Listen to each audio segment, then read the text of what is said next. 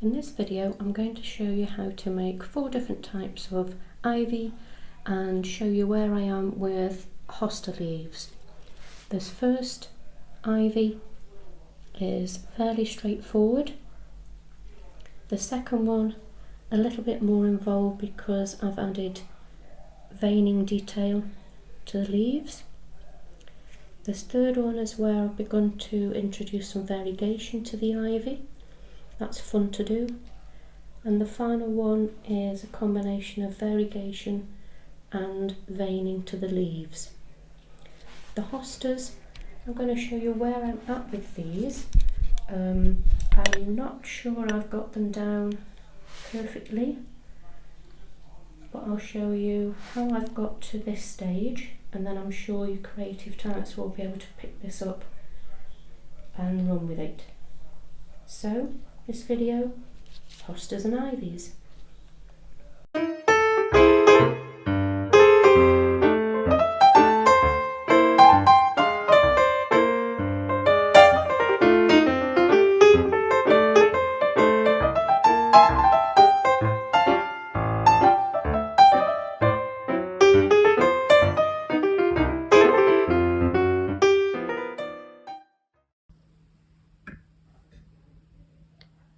So let's start with these ivy leaves then.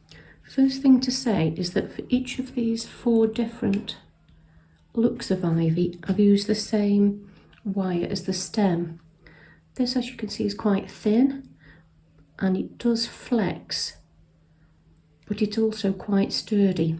So it can stand up on its own, it can bear a little bit of weight, and I found it's ideal for these.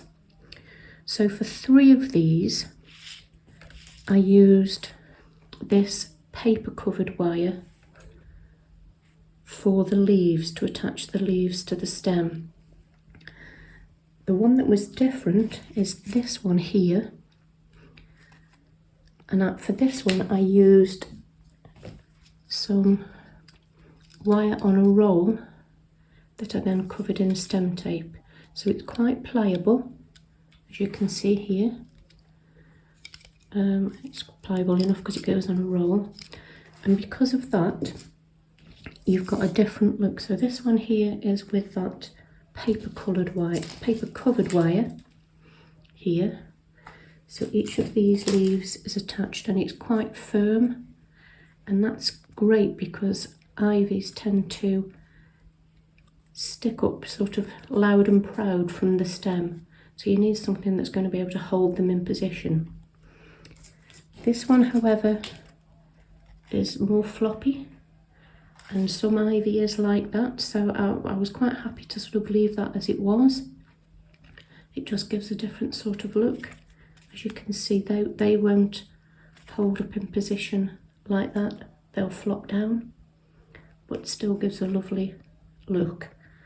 So apart from that one, these other 3 use the paper covered wire for the leaves, and all of them use this brown paper covered wire that's slightly thicker for the stem. I'm going to use slightly different techniques for these. The first one is probably the easiest, this one here. And what I'm doing for that is using the technique I used in the previous video, where I take a piece of coffee filter, dye it the colour I want. In this case I made a dark green out of leaf green and black to make it really quite dark. So 2 sheets of coffee filter dyed, I stuck them together and then applied some Mod Podge to the surface. So I got a really strong medium to work with. It was also quite glossy. Then for these leaves here, you need 2 of the shapes that you're using for each leaf. A bit like I did on the eucalyptus in the last video. And I'll just zoom down a little bit here. That isn't me panting, that's my other dog Ted. So for this one I used mainly the small shapes, draw around one, turn that shape over and draw around it again, and then when you cut it out you put both bits together, one on top of another, with your wire in between to get you the shape that you want. Once I'd stuck the two together, so all in all that's 4 layers of coffee filter, I then added an extra layer of Mod Podge, both front and back and sides, to really seal it, to make it slightly firmer and to give it this lovely glossy look. But all in all, this was one of the easier ivy leaves that I did. Just to show you the patterns that I've got 3 different patterns here. All of these are based on ivy leaves that are either in my garden, in my local graveyard where I walk my dogs, or alleyways or places near where I live. So in ascending size, 3 different sort of shapes, and I've used a combination of these for the different varieties of ivy that I've used here. For this first one, I used 2 of the smaller shapes here to make this pattern of ivy. So, quick recap: pre-dye your coffee filters, stick 2 together, glue on one side, cut out 2 of your shapes for each leaf, draw around one first, turn it over, draw around another one, and then when you've cut them out, you sandwich the 2 together with a little piece of your wire. Cover the whole thing again with Mod Podge, so that you've then got lovely glossy leaves, and you then attach your leaves to your stem using stem tape. It perhaps goes without saying, but I'll mention it anyway. With these, I had a little look at ivy that was growing in the wild, and the stem was always brown, but the stem of the leaves tended to be quite a green colour, so I didn't bother using stem tape for the green of these leaves. I just attached them with some brown stem tape to match the brown stem. So I know that wasn't in detail, but we've covered some of those techniques elsewhere. All you need to remember is once you've attached your leaves, just bend them slightly so that they're sticking up proud from the, can you see there? That one needs to go up a little bit there. So they're all sticking up proud. And that's basic and simple to do.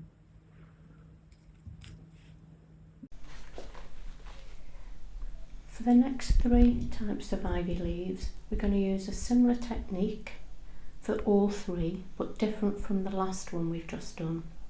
So for this one, I'm not pre-dyeing the coffee filter, I'm not pre-gluing it, I'm simply using my patterns and cutting out 2 patterns, 2 leaves, 2 layers of coffee filter for each leaf. So here you can see I've got 2 coffee filters, one on top of another. I've laid my pattern on, draw around several at a time, and then snipped them out ready for colouring. So for these other 3 ivies, I just used 2 layers of coffee filter per leaf, not 4 like the last one. So the first one I'm going to use to show you, I'm going to use the bigger size, just that because I thought that might be easier for you to see. So I'm going to do this one first. I think this is simpler, and this will give us this look here. So the first thing I'm going to do is to apply the basic colour for this leaf, and for this I'm going to use 3 colours in total. I'm going to use a combination of leaf green and black to make the dark green colour, and then I'm going to go around the outside with some brown. For each of these, and for all the colours, for this one I'm not adding any glue for this colour, this particular leaf, and you'll see why in a moment. So I'm getting my little mixing tray. I have some water on standby. So I've cut out my leaves. I just zoom out a little bit. So this is the basic equipment that you need. I'm going to apply some leaf green, and this is how I do it all the time, a blob of one colour.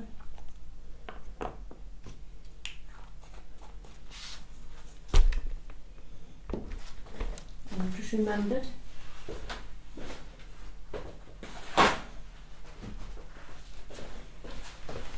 a little piece of equipment, some kitchen roll. Apply your leaf green with a little bit of water and mix those two together first.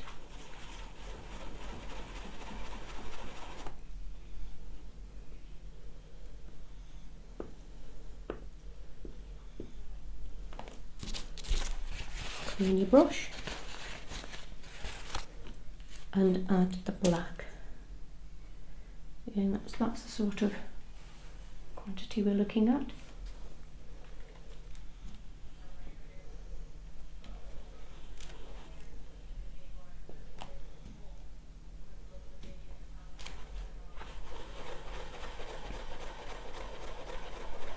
You don't need any more water, just add that black.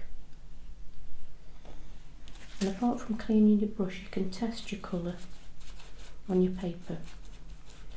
Now that's probably not far off what I need for this, but you make it your own and add whatever colour combination you like.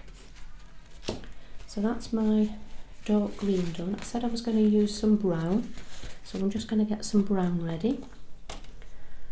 And I just need a little bit, so I'm not going to use much of this. So a little tiny bit. You see how little of this icing gel colour you actually need, and just a tiny little bit of water.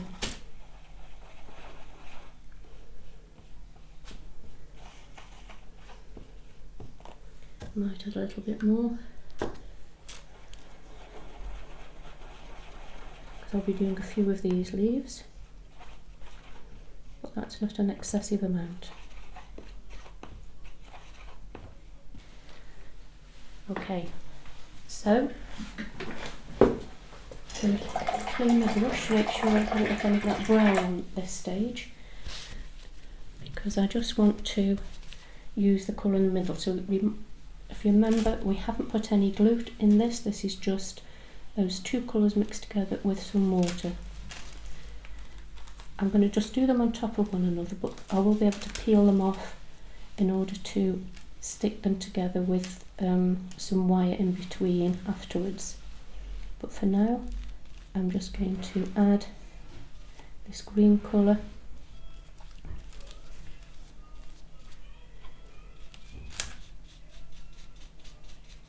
Easy enough to do, all the way over the leaf, smoothing it out as I go.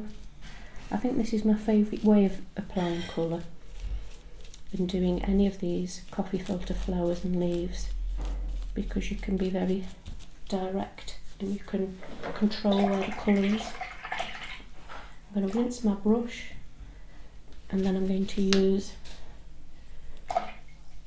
a smaller brush, and all I'm doing here is going around the outside with that brown. See if I can just zoom in a little bit more so you can see.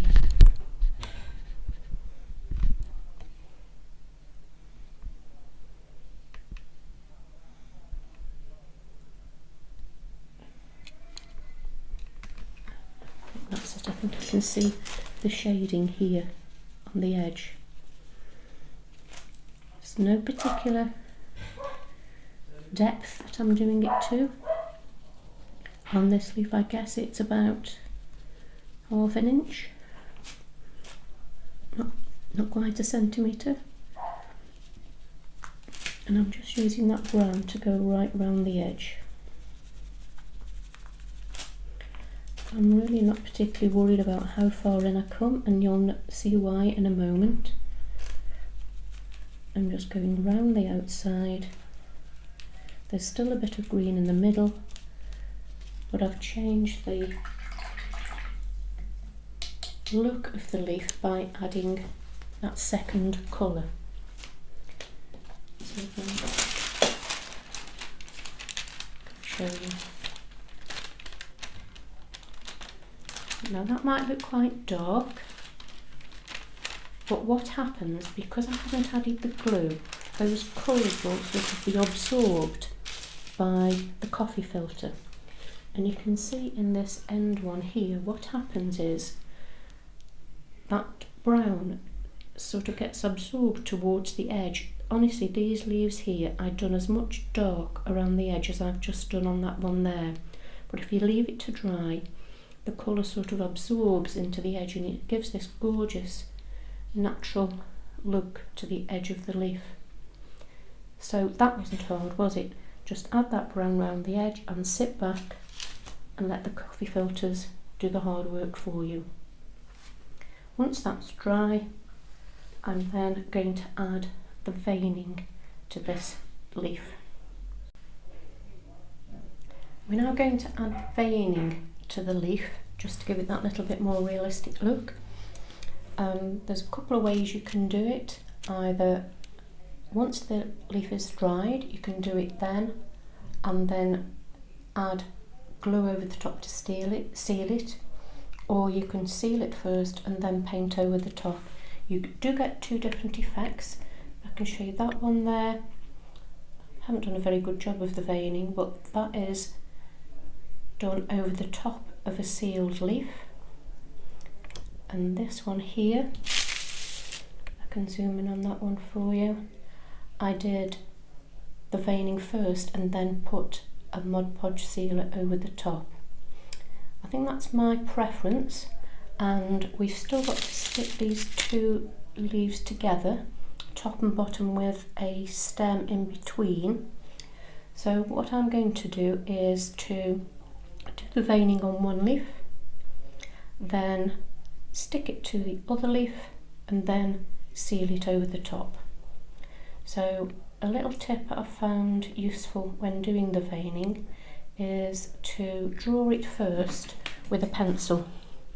And what we're going to be doing is getting a point, probably about, on this large leaf, about just over 1/4 inch to ½ inch from the base, and that's the focal point for the bottom leaves. But I'm going to draw first of all a line from there to the top, one vein going out to this section here, and the same the other side to that section where that point is, one going from that same point up towards that point of the leaf, and the same the other side. And then we're going to have one about halfway up this stem, and then a small one just at the top. If you can see that there, perhaps it'll become more apparent when we paint it in, because what we need to do now is just give that a little bit more definition.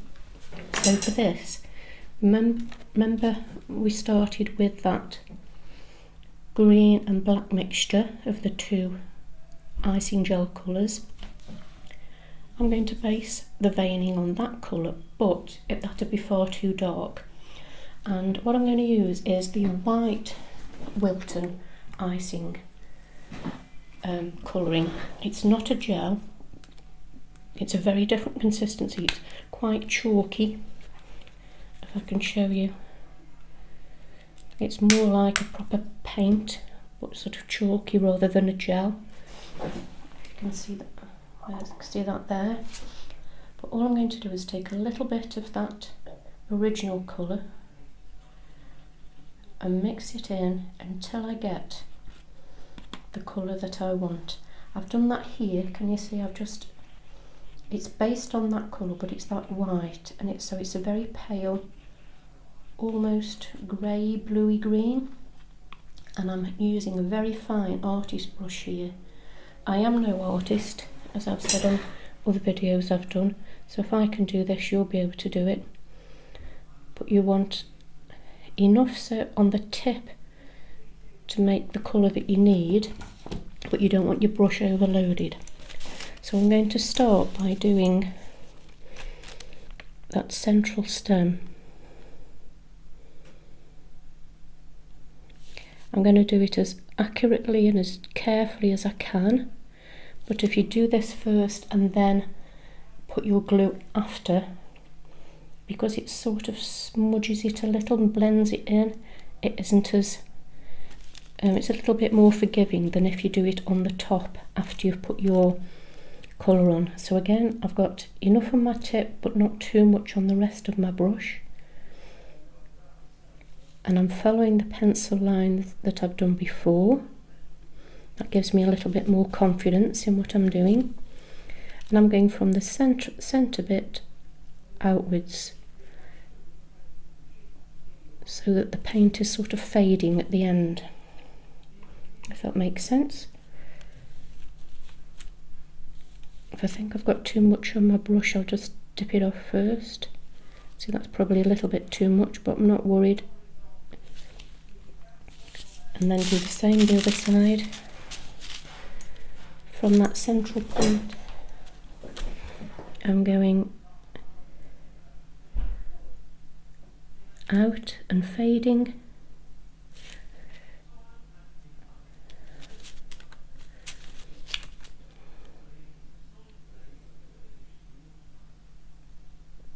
Central point and fading. As you can see, I am no artist.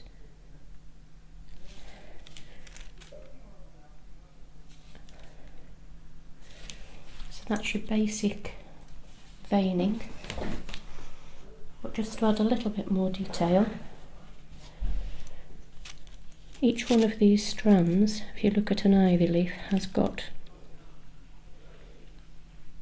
another little fine bit coming from it. So I'm going to add that to what I've done before. Sometimes about halfway down, sometimes towards the end.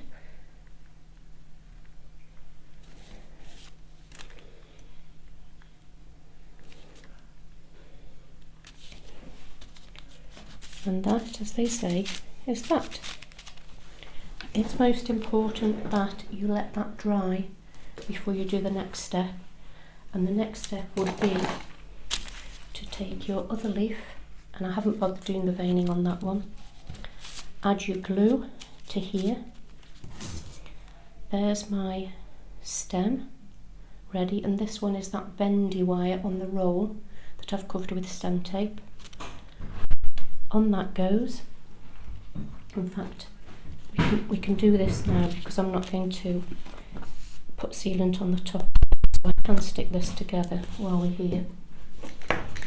So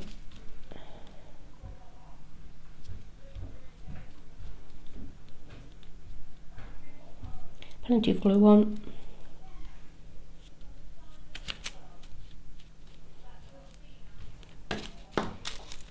On goes your vein in the centre. That's nice and straight, and I'm definitely going to add my little blob of my safety net, my super glue there, just to make sure that the top leaf stays in place and the wire stays in place. So as I've done before, start at the bottom and make sure that this little particular join there, where you've got the two leaves and the stem, are as lined up as you can possibly get them, and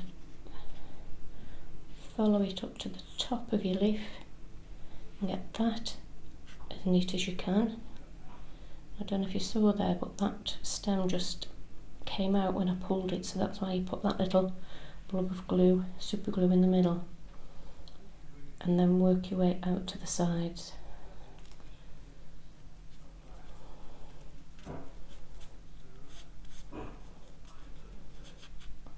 I'd really wait until your veins have dried before you do this, but I'm just in too much of a hurry to show you on this video. Why I say to do that bottom bit first is it's harder to trim. So here, where I'm going to have to trim because they're not exactly lined up, it's easy to do there. It's harder to get that neat around there. So if you get that bit neat right, that bit neat and correct, then you can worry about the other after. So I'm going to let that dry now, and then what I'll do is trim around the edge and seal that front and back, and that's that first leaf done.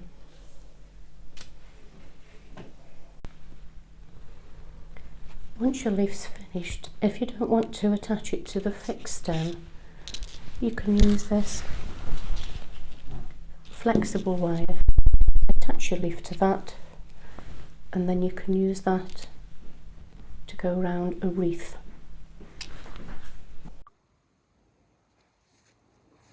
I'm going to do the variegated ivy leaves now, and there's two basic types. One with the lighter colour or yellow colour on the edge, and the other one with the lighter colour or yellow colour on the centre. Both use the same techniques, both use the same range of colours. With one, I've added veining to the leaf just to give it a little bit more detail, but you could do the same with this one with the darker centre. For both of them, I've taken 2 layers of coffee filters, so 2 patterns with the same shape, and I'm going to apply the colour to the top layer. Once I've finished, and before it's dried, I'll peel that off, so I've then got 2 exactly the same. I can then apply glue, apply my stem, and stick the one on the top, and we've got 2 for the price of 1. These are actually quite fun to do, so I'll just zoom in a little bit so you can see what's happening here. Oops.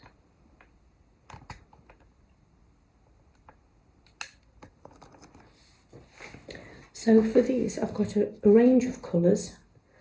I've got a darker green, and for that I've combined 2 colours, that Kelly green, the leaf green, and a little bit of black, and I've just played around with that until I've got a nice dark colour that I liked. I've got a lighter green, and for that I've used the leaf green with some lemon yellow. I've got a colour that is the pure lemon yellow to start with, excuse me, and I've added a little bit of green just to take the bright yellow edge off it, and I'm using some brown.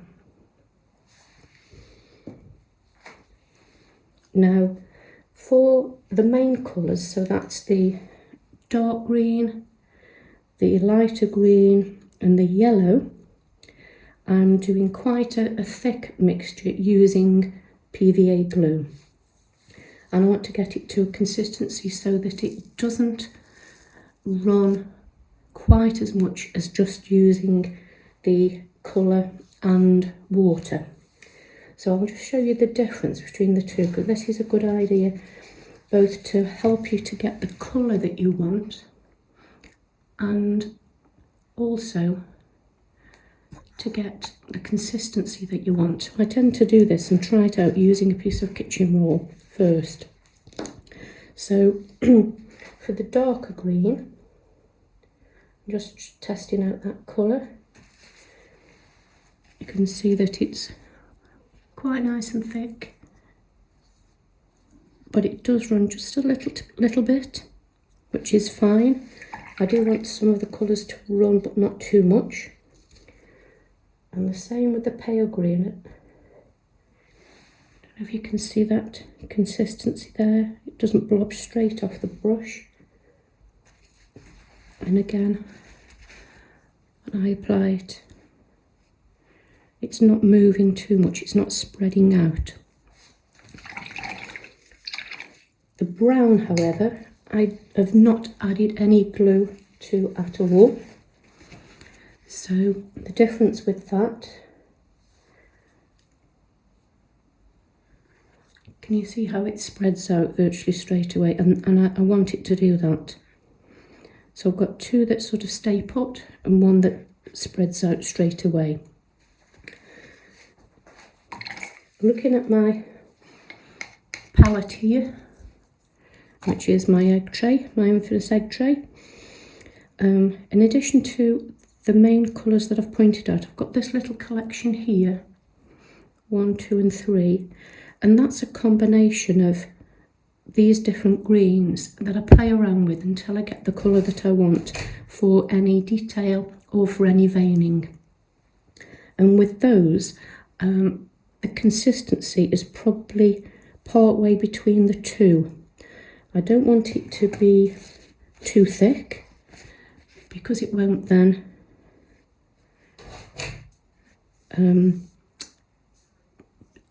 I can't get it to move quite as well to do a thin layer. So it's probably in between the two. One of these, and I think it's that colour I've just shown you there, I've added the white Wilton green, Wilton colour too, so it's a little bit chalky, and I found with that it doesn't move much anyway. So you just need to play around with those colours till you get the colour that you like and the consistency that you like. But if we start doing this firstly, where I've got the dark bit in the centre, just make sure that's in shot there. I'm using the biggest brush I can find. I've got this little range of different sizes of brush. These are quite inexpensive from Amazon, not particularly posh in any way. The brush I use for the veining this was my husband's. I've still got a husband, but he used to do a lot of painting when he was younger. He's a very good artist. Doesn't do any now, so I've adopted this brush from him. So this is a proper artist brush. So what we're going to do then is, I'm going to do the outside first. So I'm going to use my yellow colour. Nothing could be simpler than to go around the edge with your yellow.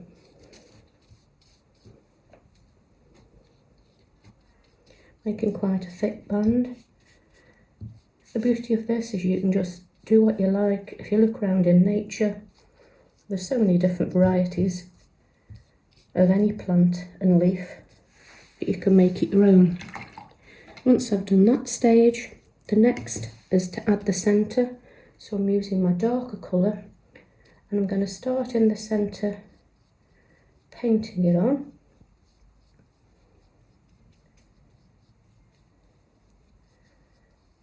And then when I get to the edge, I'm going to stipple it. So I'm just following the line of the yellow, using a stippling motion so that where those two colours mix and blend, it looks more natural.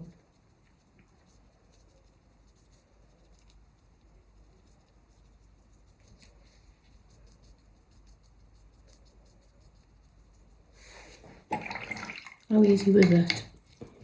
I'm also, just for a bit of detail, going to use some of that bright green and just add a little tiny bit of that where the two colours meet.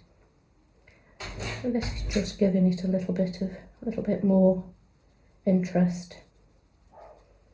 It's very subtle, you won't see it much, but I know it's there. It just helps to soften that line a little bit more.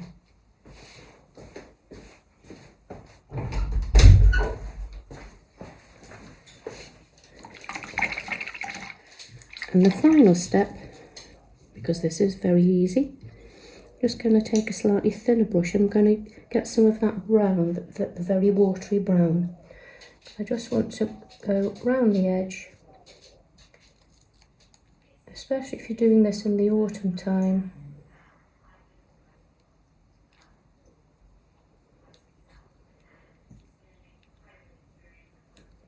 Just to soften that edge so it isn't quite so bright yellowy. Just cleaning my brushes with water, and I'm just going to soften that again. And it is as quick as that. Let's see if I can zoom you in a little bit more. How easy is that? Quite fun to do. And as I've said, before it dries, I'm going to peel the two layers apart.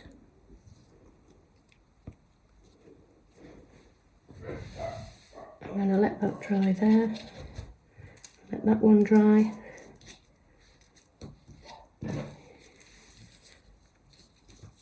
I'm just going to finish that off with a little bit more detail.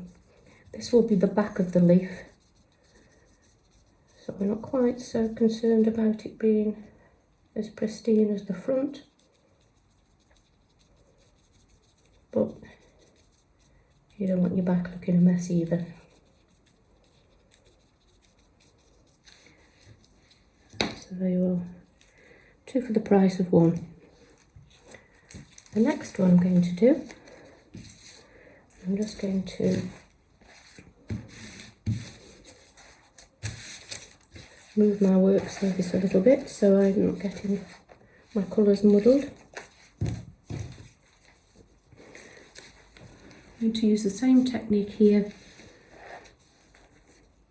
but the opposite way around. So for this, I just want to make sure that the colour in the centre is light and it blends well with the outside.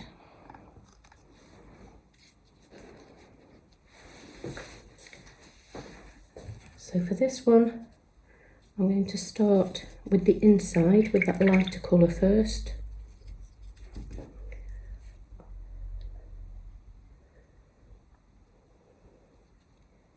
And here I'm using a little bit of both the, I'm going to mix together even more that outside yellow with the slightly lighter one where I've added the white, because I want it to be a slightly different colour than the outside of the one I've just done. And this is where you can just play around and use the colours and get it as you wish. Quite a few ivy leaves are very pale, white looking almost in the middle. It's difficult, I think, to get the white using the icing gel colours, but I guess you could use acrylics for that. And then to go around the edge with the stippling effect this time, blending those two colours.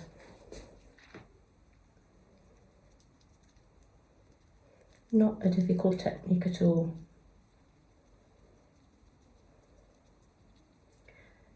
The key to this is having that right consistency.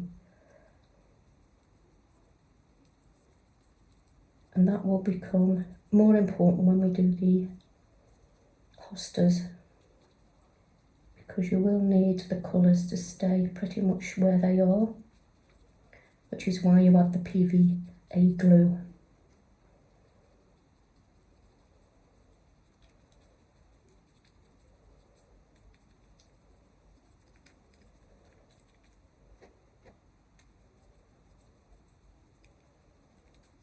Now you'll notice when you do this, if you've added that white Wilton icing colour, it isn't a gel. I might have called it a gel before, but it definitely isn't.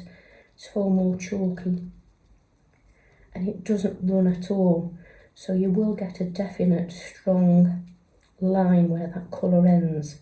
So this blending is even more crucial to give you a natural look. So I'm going to use some of that brighter green again, just to fade out some of that blend.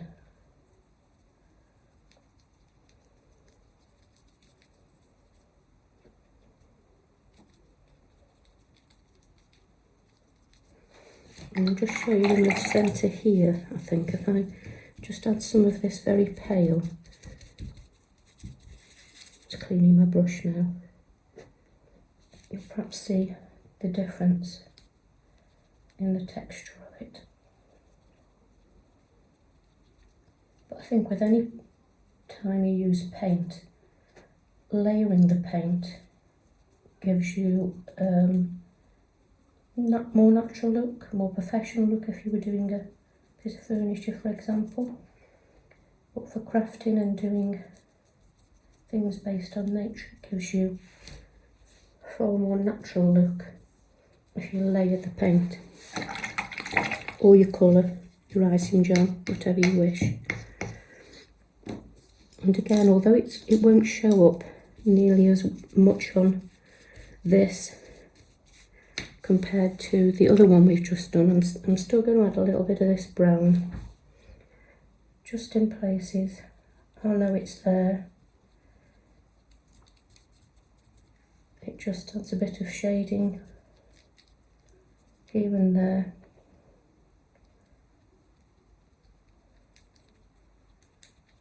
Just gives a little bit of a depth of colour. Might even just stipple a tiny bit to make it look as though the colours are beginning to fade a bit, or you might have a little bit of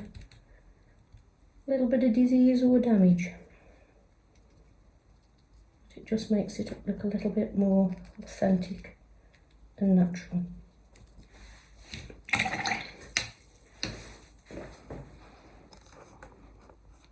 I'll just zoom in on that for you. I think you can see the different colours. That's got to dry obviously now, but that's the blend of quite light in the middle blending to the dark, and that is different to, if I can just stretch across there, in comparison with the one we've just done. So using the same colours and techniques, you can get two very different looks from your ivy leaves.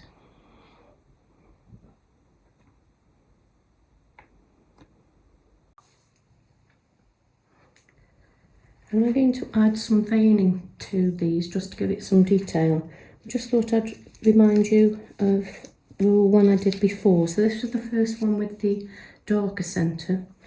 And I think you can see, compared to the one I did before, I really went to town with stippling with that extra bright green around the edge, which when it's assembled I think gives a really good look.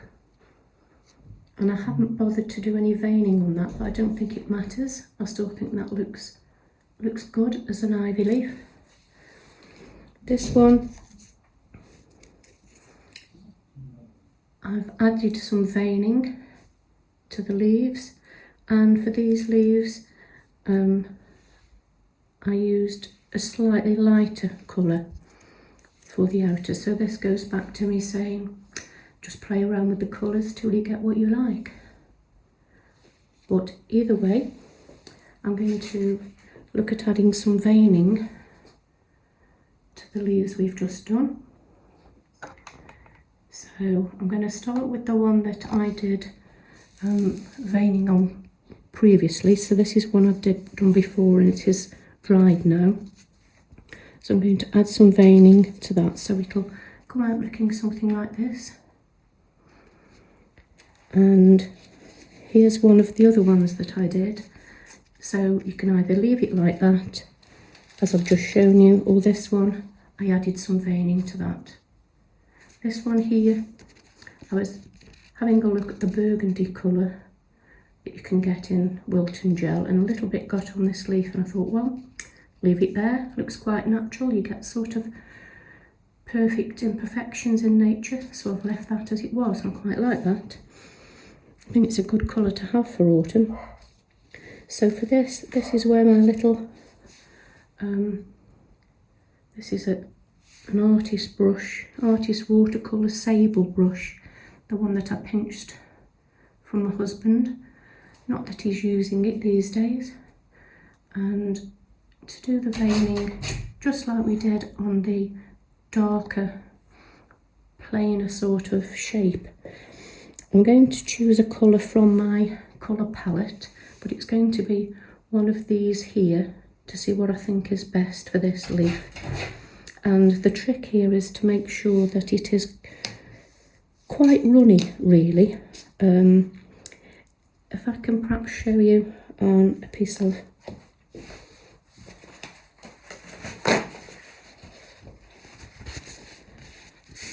kitchen roll. If you try and do a very, very thin line with something that's quite thick and gloopy. So this green one here that we've used before is quite thick, you see it doesn't drop off. I'm just trying to get it into shot. It doesn't drop off the end of the brush very easily. So if you're trying to do a very fine line, it's quite tricky because you've got a lot of the colour on the end of your brush. So I've made sure that what I'm going to use, these colours here, I've got quite a bit of water to them. And I think for this one here, I'm looking at a colour that's going to be lighter than the centre so that you can see it, but that matches the colour scheme. So this one here, I think, is probably what I'm going to go for. So this is a mixture of, I've taken a bit of the green and the yellow, and I've added a bit of the Wilton white to it and water so that it is a lot more drippy. In fact, I'm going to add even a little bit more.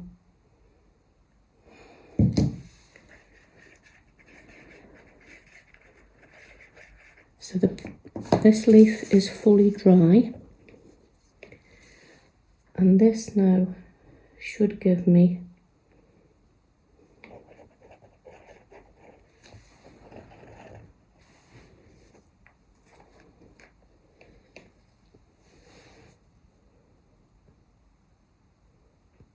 what I need to do thin veins on this leaf. I'm just going to see if you can see that here.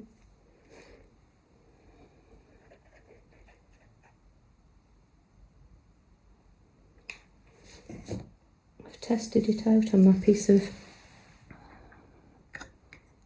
there we go. So a bit like what we did before, taking my colour, I found it easier to do it this way.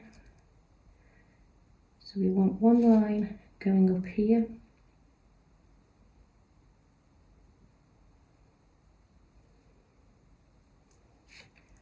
we want one going down that corner,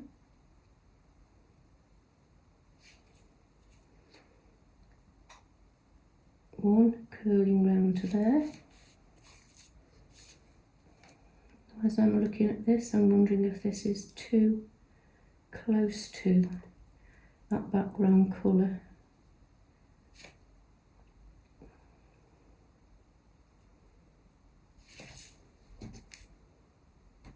Which it might be. So I might decide to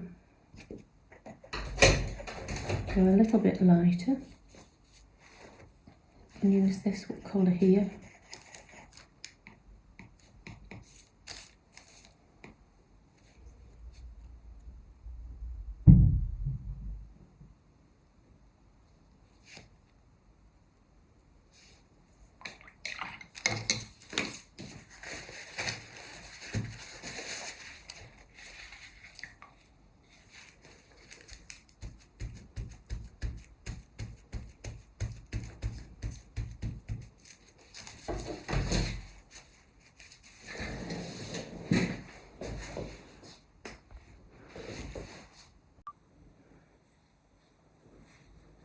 For this, I'm going to use a combination of two colours for the veining. I'm going to use the dark green and the lighter green.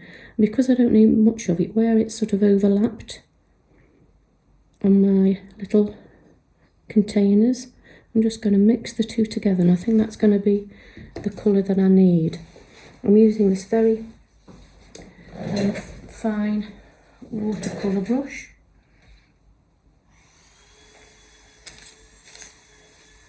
I'm going to start at a point just about there, very lightly, following that line up to the top.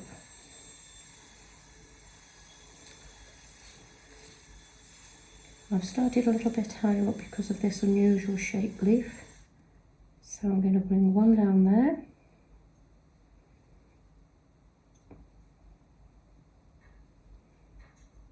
This one there.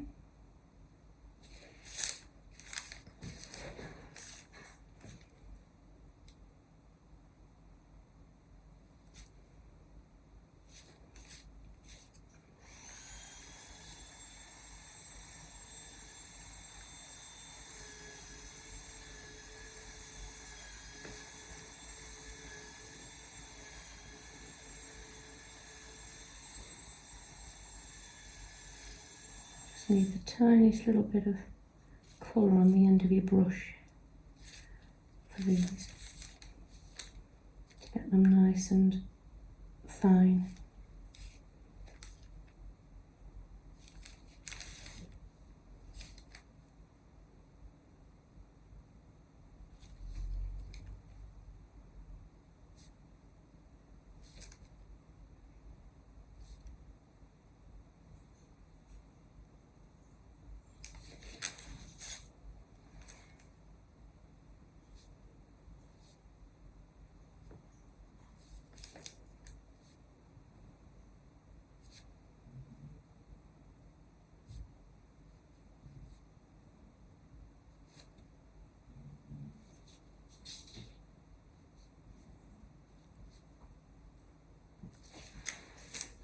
And I think I'm going to call that one done.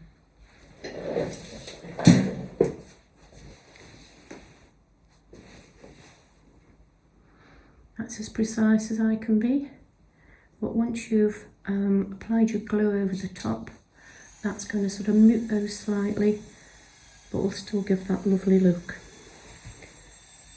And you can do the same on the one we did before, but this one, because of the darker centre, I just used a lighter colour.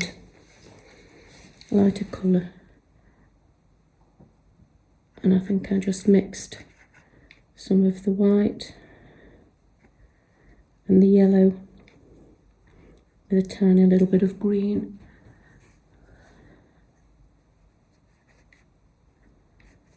So this is the yellow with the white. That is a sort of smudgy colour with a little bit of green added, but that has probably got a better consistency, that white one there. I'm just going to do the same again with this one.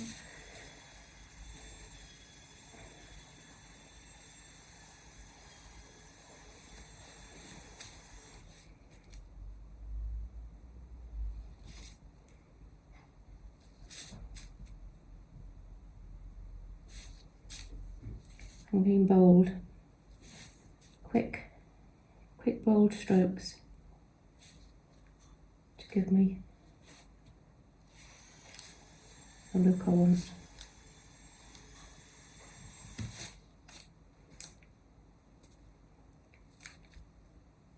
Just play around with this until it gives you the look that you wish. Well, that was quick and painless. And again, once you have applied your Mod Podge or other sealant on the top, it will mute those colours for you.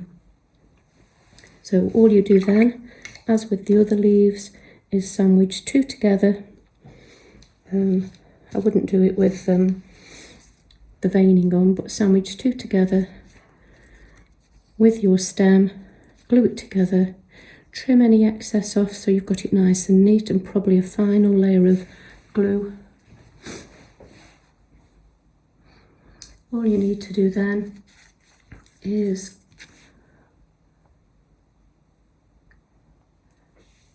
sandwich the 2 together with your stem, trim any excess off around the outside, and probably seal the edge with a bit more of your top coat, whichever you're using. So you've then got a lovely finished product that's quite sturdy. We're now going to move on to the hostas.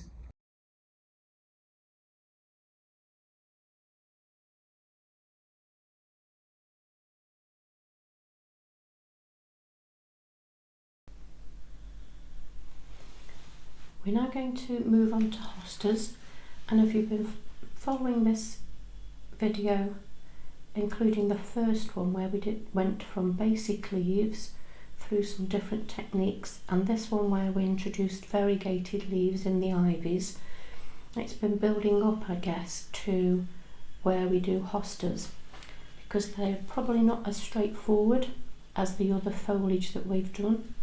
And if I'm honest, I don't know that I've cracked this perfectly, and each one I've done has turned out slightly differently, but I'm going to show you where I'm at now and some of the basic techniques that I used, so you can have a go yourself and see where you get with it. Firstly, I would say you follow your basic technique, so that's cut out 4 hostas. You need 4 layers of coffee filters. Like we did with the ivy leaves, apply your colour to 2 lots together, then before they dry, peel them apart, and you're then going to have 1 coloured layer, 1 plain layer. You'll then apply your stem, put your other plain layer, and then your coloured layer on the top. So you've got a sandwich of coloured, plain, stem, plain, coloured. So you need 4 layers for each leaf, the outer ones being where you apply the colour, and the middle ones give you that structure and the padding that you need. Second tip is how you mix your colours, and I'm going to show you a little bit more of that shortly. My other tip for you is, if you can, I picked some of the hosta leaves from my garden. So many different varieties, as you'll probably realise, but these 3 sort of struck my eye, and you can see why we're moving on to these, having done those ivy leaves, because we've got 2 different varieties of variegation here, one with the lighter colour in the centre, one with the lighter colour around the edge, just like we did with the ivy leaves. And one, this is your sort of plain, if there is such a thing as a plain hosta, but a plain one with a lot of definition in the veining. And this is the bit that I've found most difficult to replicate, that veining. But what this has helped me to do is, apart from plucking the leaves and using them as a template, I took these photographs and printed them out, and then I could use these to copy from when doing detail, particularly when it got to some of the more complex complex patterns where there's different colours. So that's another tip. I shall put copies of these attached to the video description. So if you're doing these at a time of the year when you haven't got any hostas, you could use these as an inspiration and a guide. The other thing is how you actually construct them at the end. So for example, for this one here, it has this sort of heart shape, but also the leaf bends down a little bit at the end, so having a good wire definitely helps, and it sort of tips over at the top, so that wire isn't just to keep it together, it helps you to form the shape of your hosta leaf. The other type is where the leaf sort of squashes up at one end, almost like a little spoon or a scoop. Well, that's easy to replicate, but these are just the little touches that will help make them look more realistic. And then of course it's the wonderful patterns on the hosta leaves themselves. And this is where I'm probably going to struggle showing you exactly how I did some of these, because they all came out differently each time I did them. But I was using my photographs as a pattern, and as you can see here, we've gone from a sort of plain leaf to one with that bit of variegation, to one with the pale in the centre, and these here where I've attempted some of that veining using different shapes, and a little tiny one there with a bit more of that variegation on. All in all, I've cut out, using hosta leaves from my garden, I've got 6 different shapes and sizes for you to go out, and I'll put the patterns for these in the description of the video. I'm just going to work on these top 3 today and do 3 different types of patterns and just show you what I did, but there will be an element of me doing it in real time for this camera, so it might be slightly different to some of these that I've done before. So first thing I'm going to do is mix my colours.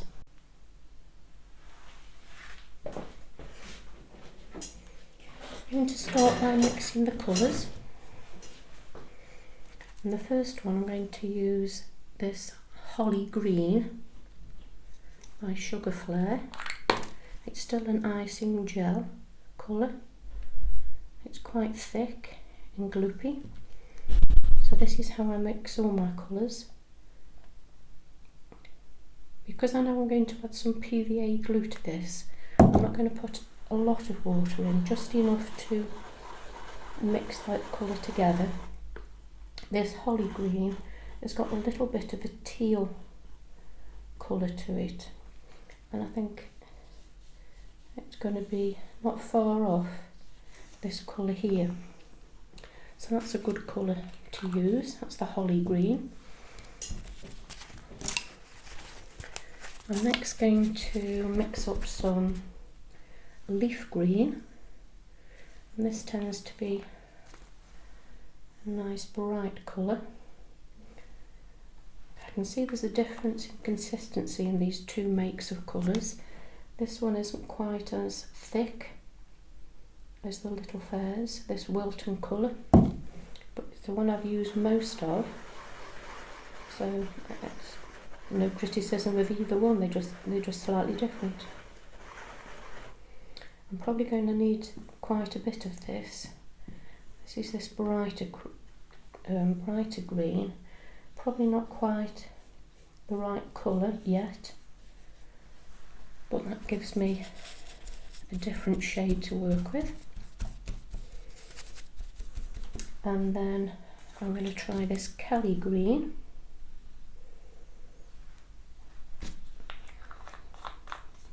So that's the Kelly Green, that's the Leaf Green, and that's the Holly Green.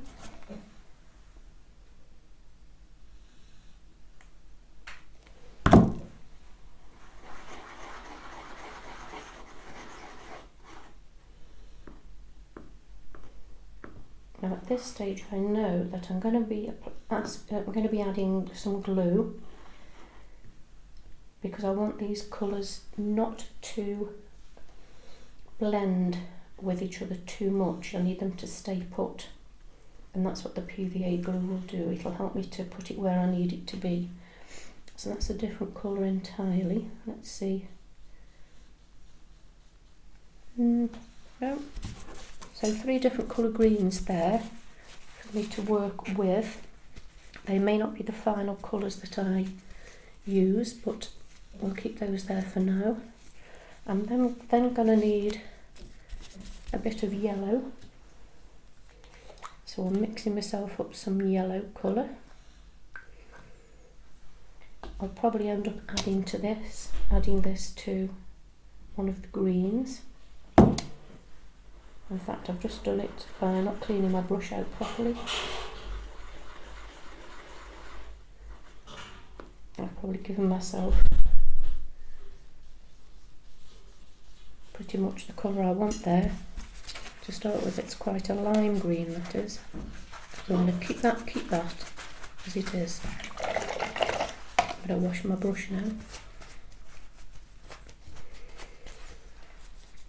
I'll keep that yellow on standby in case I need it, but I'm probably going to be okay with what I've just done, to be honest.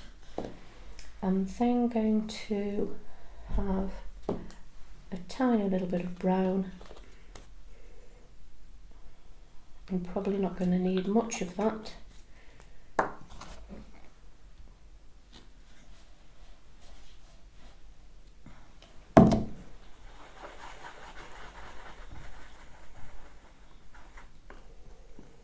And I might need some of the black to deepen some of these greens, but I'm not sure yet. So before I do any black or add anything, I'm going to add the glue to these greens to see what they are like.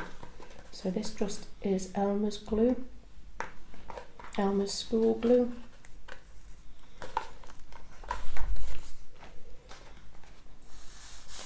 I'm coming to the end of this now, but I tend to just add a little bit of it to each one.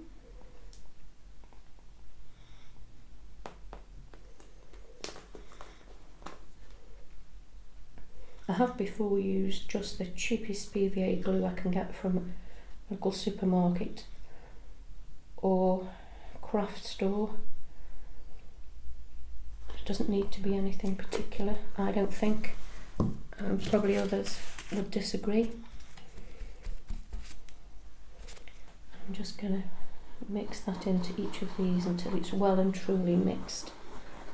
And I need to remember to wash my brush out each time now, because I don't want these colours mixing just yet. I may well need to. Now looking at that, I don't think that is quite a consistency that I need. I think it's going to need a little bit more glue.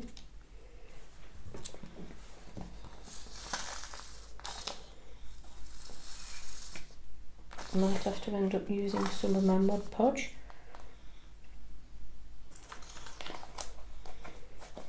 Because I think I'm running out of this. I guess what's going to happen now if I take that top off. I'm going to end up with more glue than I really need in each of these.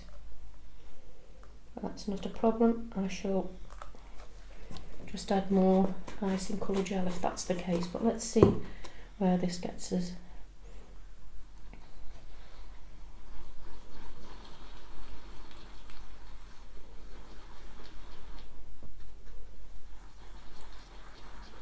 This is that holly green with a little bit of water, quite a bit of this glue.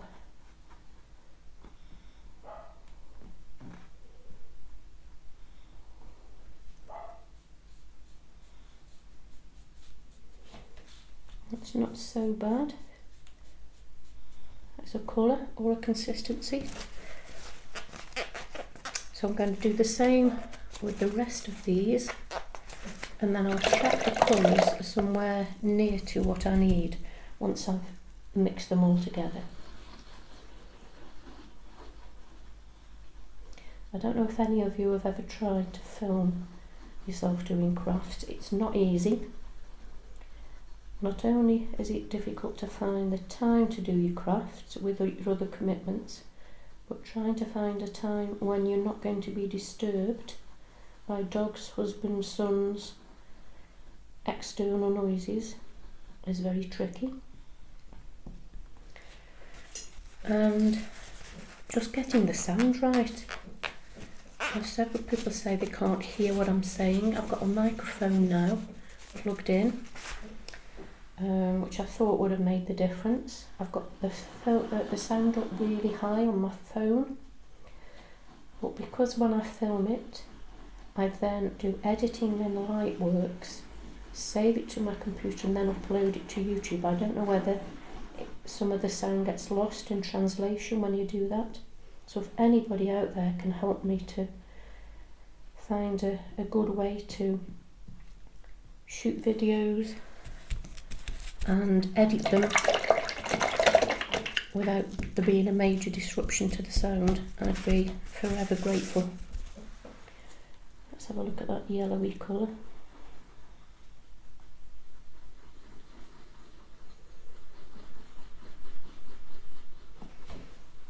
Quite like that colour. Probably going to use that quite a bit.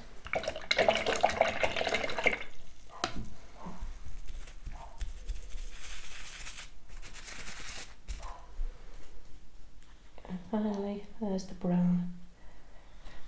I think I've only used brown on just one of the leaves I've done so far, but I've just mixed it up just in case I get the urge to use some. Oh, that looks a little bit like toffee now.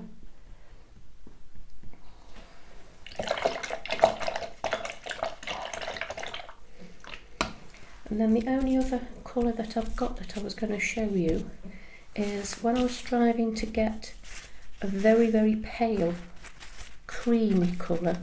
The yellow was too yellow. And what I ended up using was this product. Again, it's, oh, for goodness sake.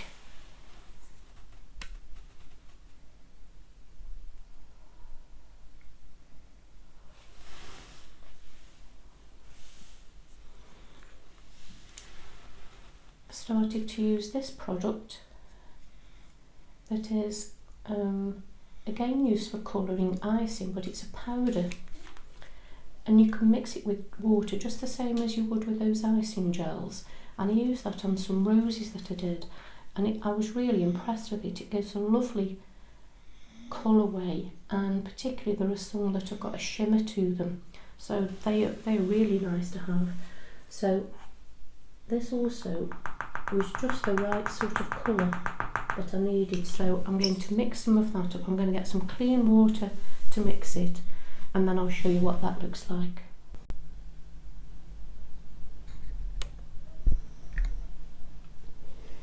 I'm just going to use a little bit of this to give me the creamy colour I'm looking at, and just use it in the same way as I do with the gel.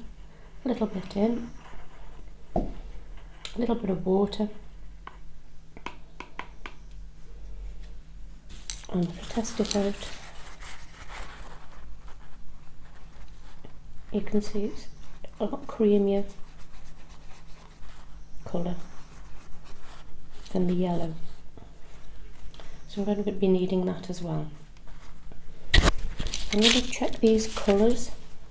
I'm thinking that I might need to add a little bit of black, tiny little bit of black,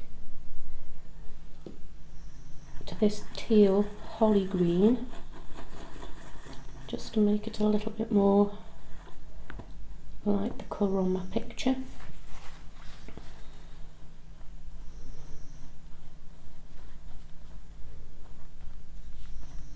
I think I'm going to go with that.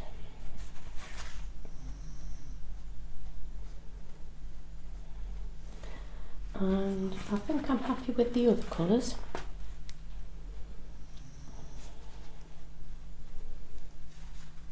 That's the leaf green. Maybe on reflection I'm going to mix a bit of this caramel brown with it, just to mute it slightly. Let's see what that does.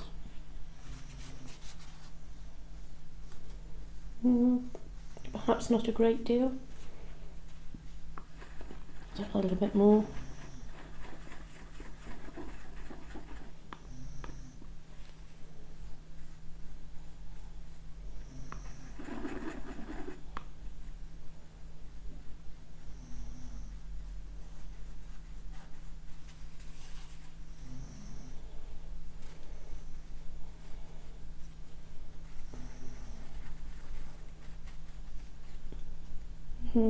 What I'm just trying to aim for is this colour here. That sort of colour, I think. Maybe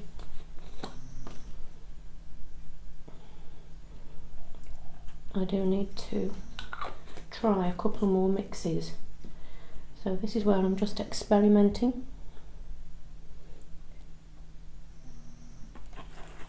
to get somewhere near the colour that I'm interested in. It looks like a sort of olive green, that does. That's why I'm adding the brown, and maybe I've run out of moss green. I think moss green would have been perfect for there. I'm going to try this Kelly green. A little bit of that mixed in.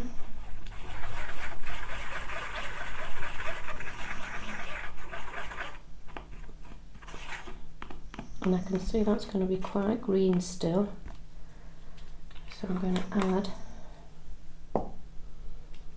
some of my powder.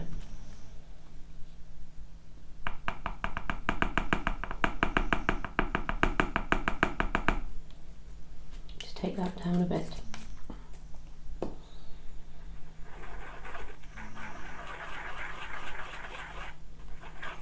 It's certainly changed the colour. Has it changed it enough? Looks a nice green. I'm suspecting it still needs a little bit more brown in there.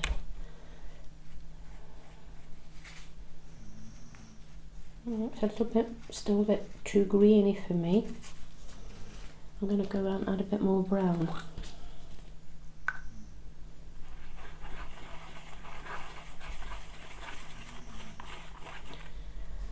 So as you can tell, I just play around with the colours until I get what I need. Having the picture really helps because I can see where I'm going with the colour, and I'm aiming just to get sort of an approximate idea of it. I have to add some lemon to this, and I'm coming to the end of this little pot of lemon. Does that do anything? This is where, if you know your colours and your colour wheel and your blended colours, you will have a better idea of doing this than I'm doing. I think we're getting there with that yellow. I'll add a smidgen more.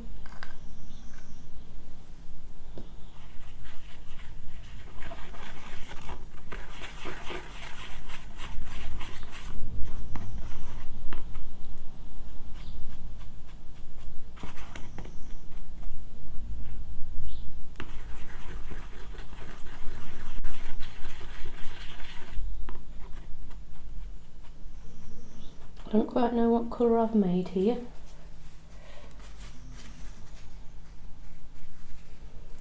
I do like it. It's not quite what I was going for, but I quite like that.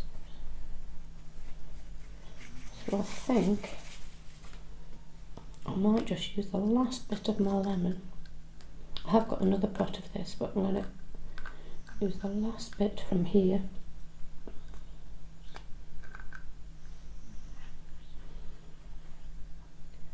Might even do it like that and mix it in the pot. Just every little last crumb of colour.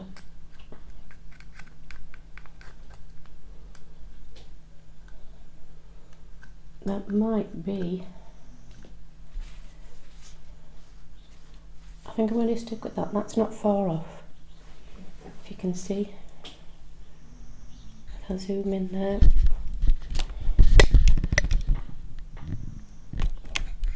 That's not going to be too bad, I don't think, for that colour.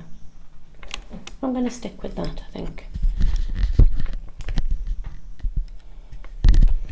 So all we need to do now is to start creating our hosta leaves. I've just finished filming this hosta section, and having a look back at the videos, I realised that my hand covers the detail work that I'm doing on the hosta leaves, showing you how I did the pattern. Very frustrating, because I don't want to refilm the whole thing. So what I'm going to do now quickly, I've changed the position of my camera, and I'm just going to show you some of the basic techniques again quickly, and then you can continue watching the video to get the detail of what I'm saying. So I'm just going to zoom in, and the first leaf I'm going to do is your basic leaf. I've already painted it one colour green, and I'm going to add a little bit of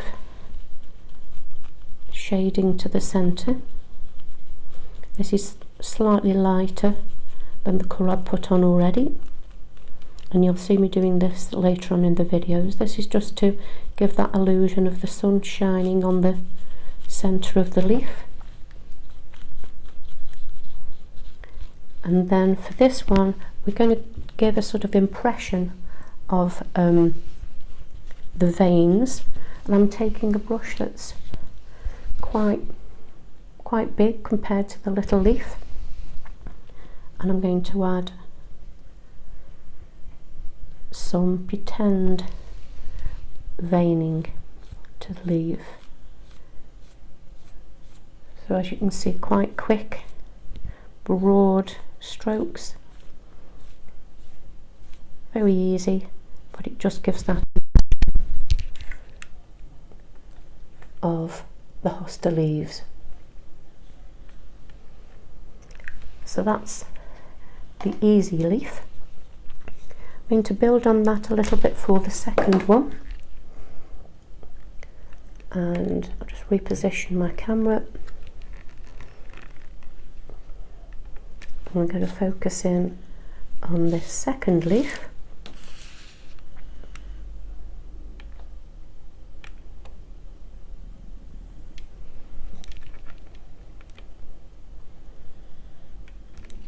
Okay.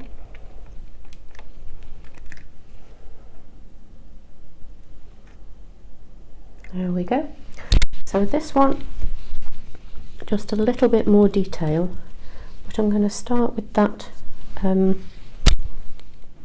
lighter colour in the centre.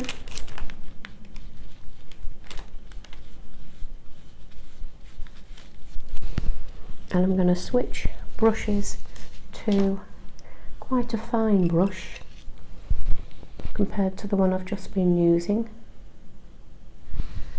because what I'm going to do now is to add a lot more detail to this.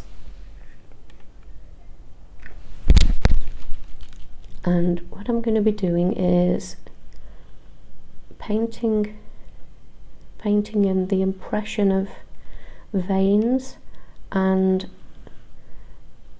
the colour pattern that quite a few hostas have. And this is the bit that I did meticulously on later on in this video, and then realised my hand was covering it up. A rookie mistake, I'm sure, but you can see I'm just pulling the paint down to give that shape.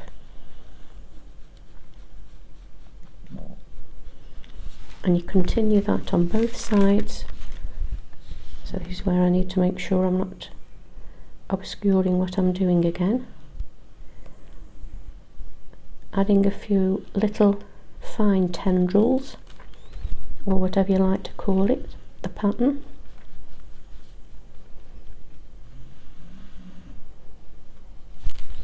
I think you can see already that's beginning to look very Hosta-ish, but that is not difficult to do. You can see I'm not particularly taking a lot of care or time with that, and it's still giving me the look that I want. I'm then going to sort of reverse the angle of my brushwork and go with a darker colour, but go back to front and building that colour up and into the one I've done before. So here I'm going to use a lot darker colour.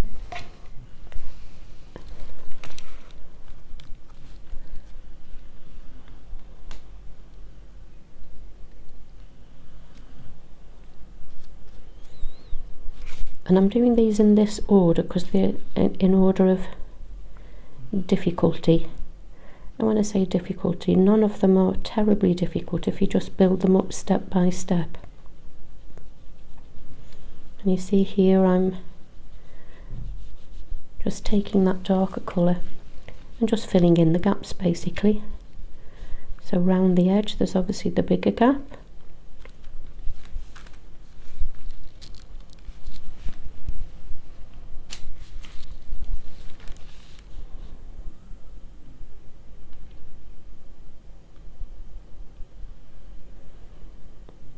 And just filling in around the areas we did before.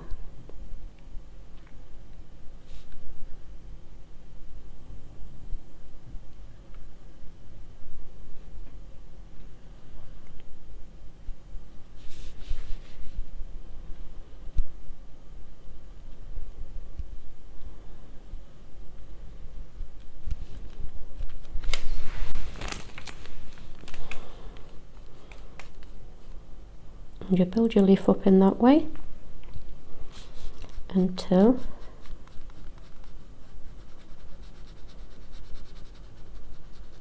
you fill in all the gaps.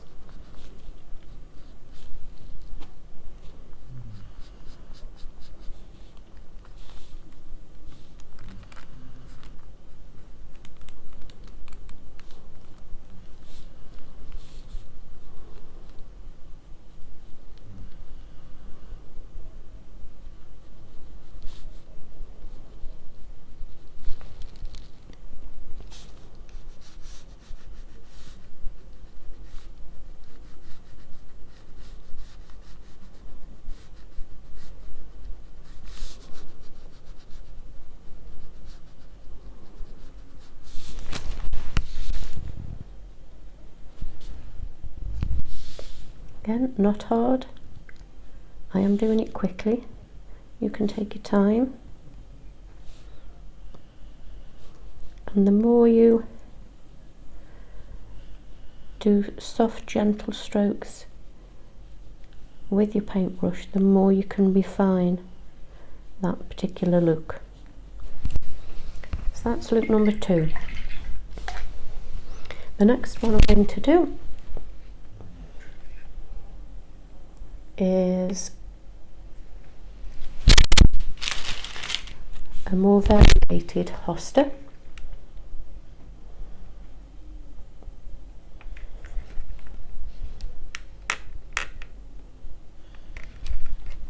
I'll get that position right.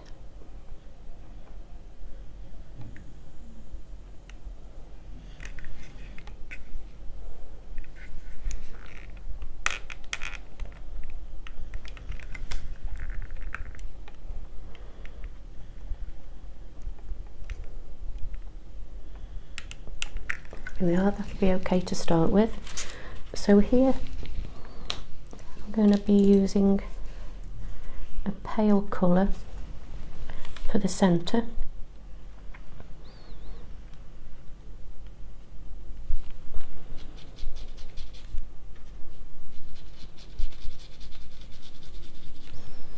And then I'm going to be adding 2 colours of green, and then I'm going to be refining the look a little bit, which I again talk about on the video, but I just wanted to show you in close-up.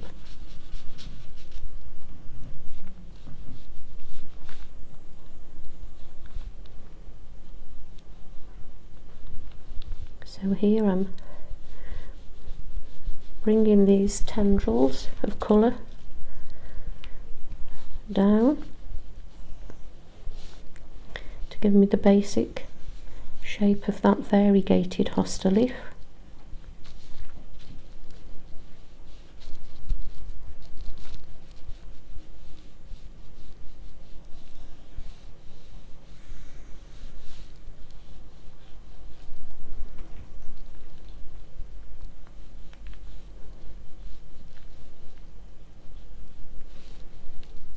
And it has a little bit at the top. A little bit of that variegation goes around the top edge there, both sides, and builds up down each side here.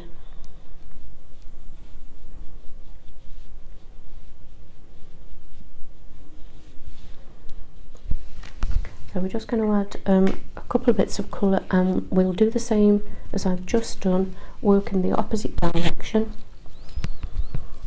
But I'm going to go for a lighter green at the bottom.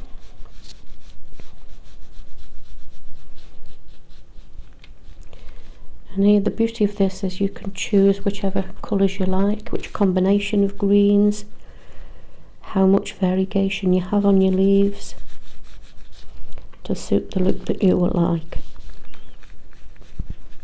I think you just play around with it until you get something that you like. And here I'm just very quickly filling in those gaps as we just did before.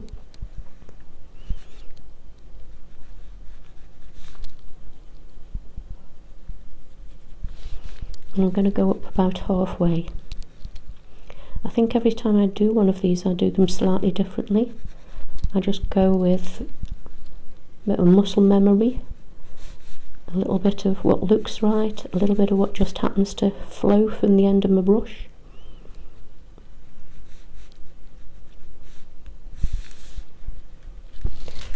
And then I'm going to add a little bit of dark colour to this then now. And this is a mixture. It is quite dark but a little bit sort of teal coloured. This is a holly green. I should blend those two colours together.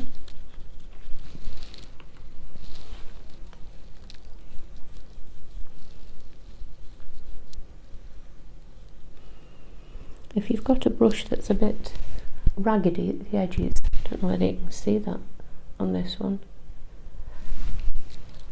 That has its uses when you're doing hostas, because it can give you a raggedy look, and then you can use a separate fine brush to refine anything that you want, but it does give you that little hosta look, that scratchy brush.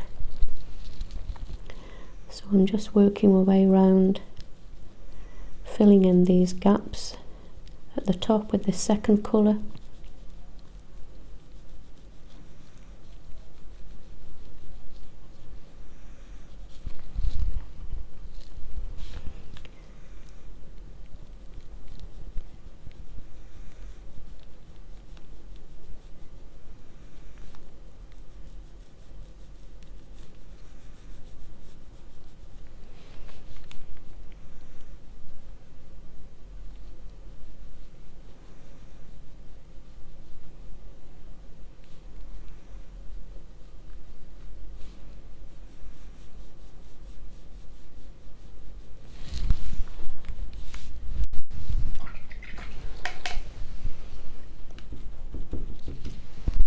And I just use a plain brush with a bit of water on to blend those colours together, to bring that darker colour down to the bottom.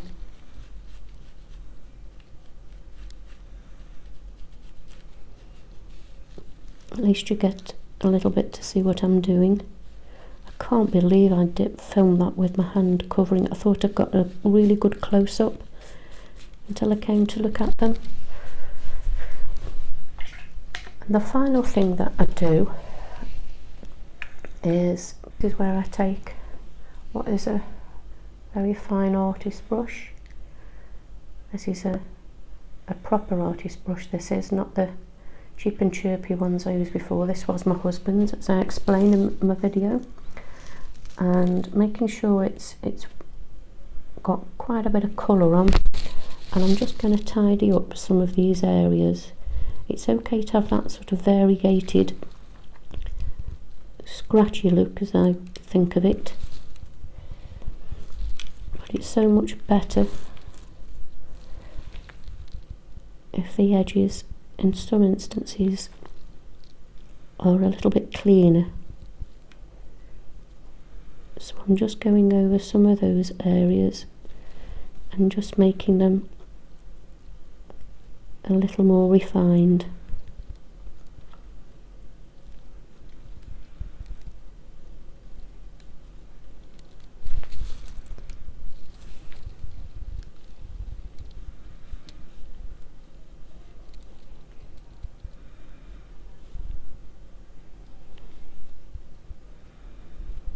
So I'm using the brush strokes that I did before as a guide, and just going over those just to give a little bit more definition.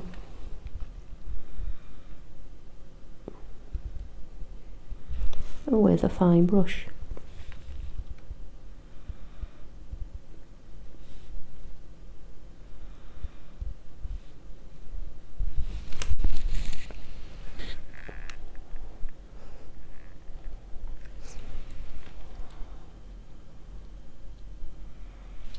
And I'm going to do the same with the colour below, although what's happening there I quite like.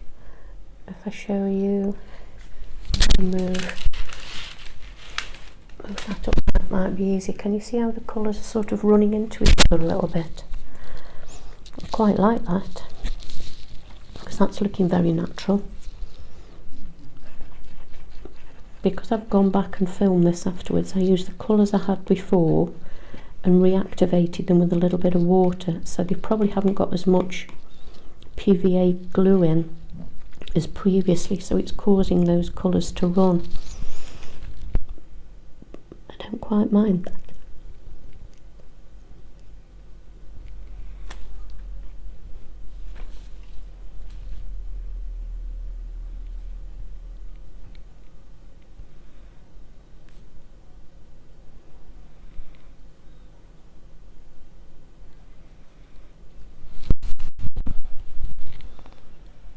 Can you see? Just very delicately adding a few more of those little tendrils of colour, and that just adds a bit to the authenticity of it. So I will keep the rest of the video that I filmed, even though you can't see me doing some of this, because I'll just explain what I'm doing, and you'll see that I'll do slightly different colourways and patterns each time.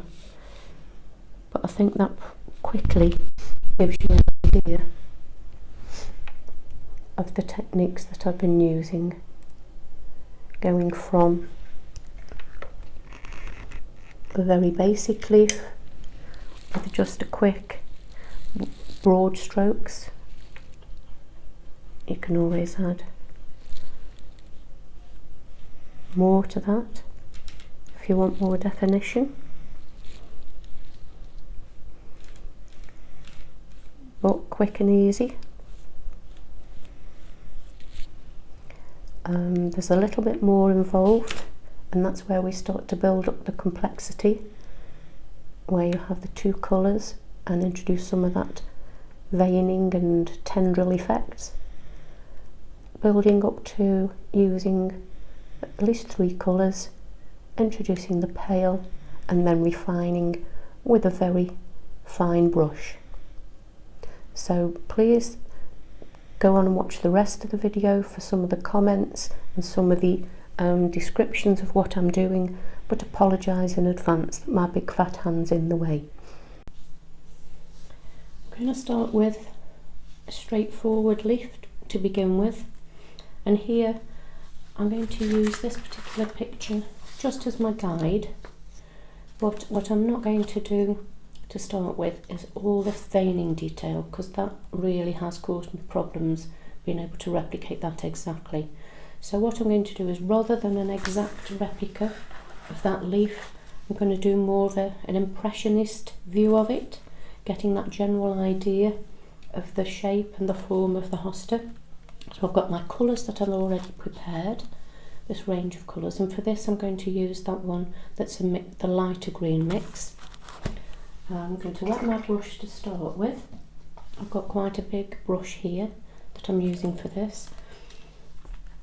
I've got some kitchen roll to help me clean my brushes, and I've got a little bit of spare coffee filter that I'm going to use just to check my colours before I start.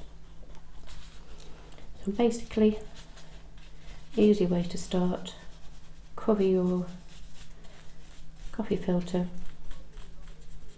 with your base colour.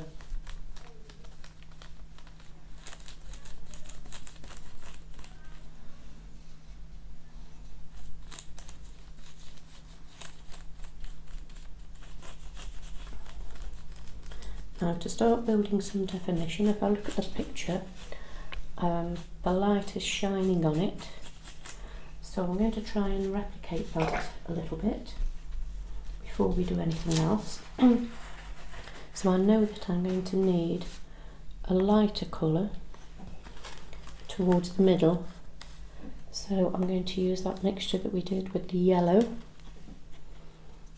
and I'm just going to start to build up that colour in the centre. Can't see much change there, so what I might do is, on top of that, is to lay over some of the creamy yellow colour. So I'm going to make sure I've got my brush nice and clean for that, and start to add some of that colour down the centre. This is where the sunlight is shining on the leaf, making it a little bit different colour in the middle.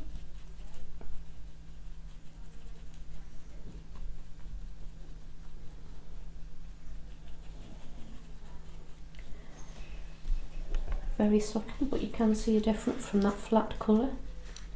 And again, just to add a bit of definition, because some of the leaves are a bit older and in shade, it's got a bit of a darker colour around at the edge, so I'm going to pick one of my greeny colours and I'm going to see which one is going to match it better.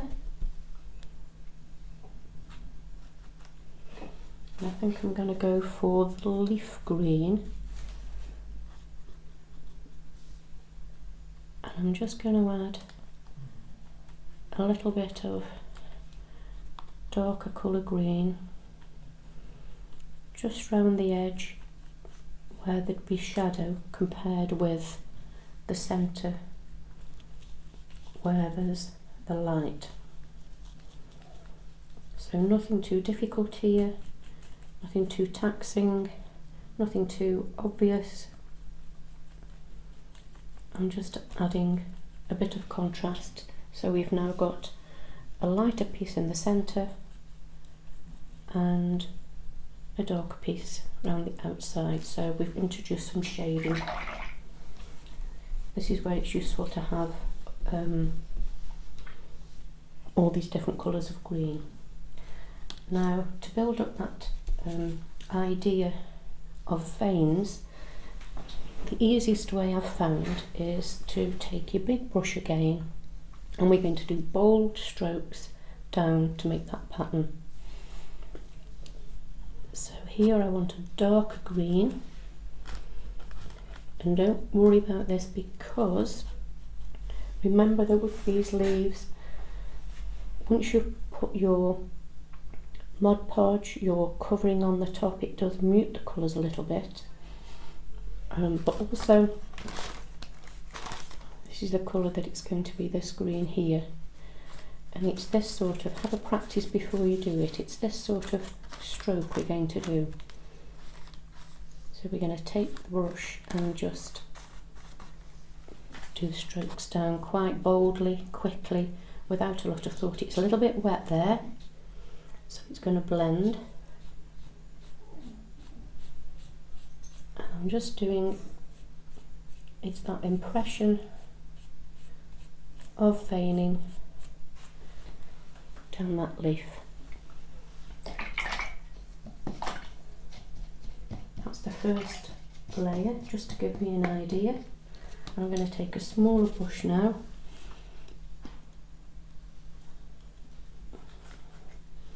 and I think I'm going to use, I'm going to use the darker green, the one that's the holly green, that's slightly teal, to just emphasise those veins.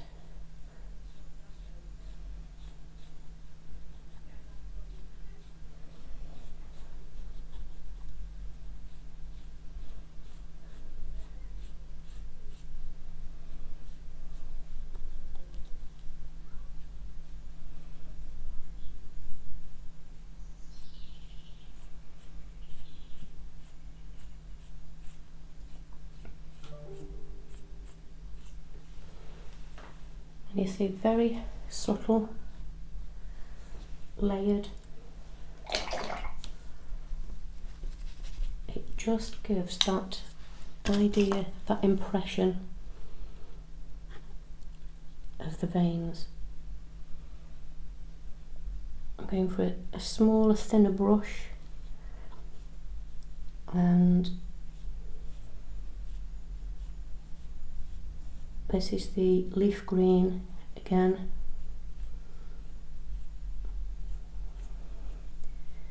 Just going through. That is just the impression of the veins. Dead easy to do, just have fun with it. Can you see? There's nothing sophisticated with it, but finished off, shaped, wired, covered with Mod Podge. You could tell that that was a hosta leaf, but basic and easy to do. The second leaf, the same shape as the first, and I've put the same base colour on, that mixture of light green. Turned it upside down because I'm now going to add a little bit more detail, and I'm going to need the holly green for this. I think that's what I'm going to go for.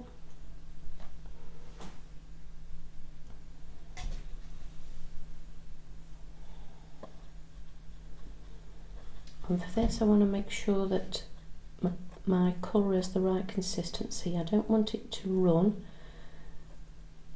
but I want to be able to work with it quite well. And I had put a lot of colour in, a lot of PVA glue in this one, if you remember, so I've just made sure my brush was nice and wet before I started. I'm going to start at the top. I find it easier to work upside down for this for some reason.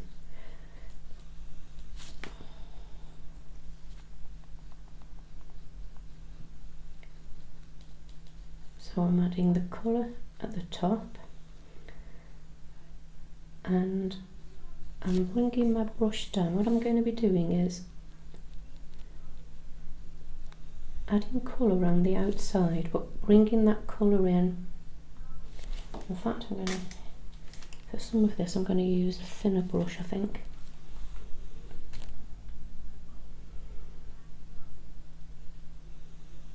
I'm going to start to bring that colour down. I'm still going to have a border of the dark green, but I'm bringing that colour down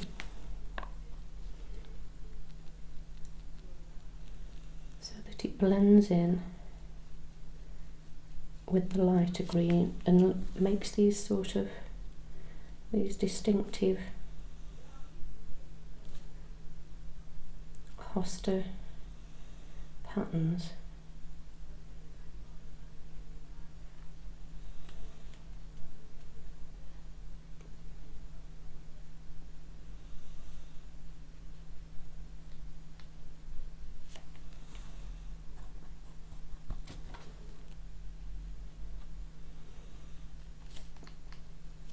Some of the colours already smudging in nicely, mixing into that base colour, which is exactly what I want, and I'm just drawing that colour randomly, making these lovely patterns where the colours sort of blend into each other. Some of them go quite far down, and this technique is helping build up to the ones where we use the variegation and the contrast between the light and the dark. Use a similar technique for that.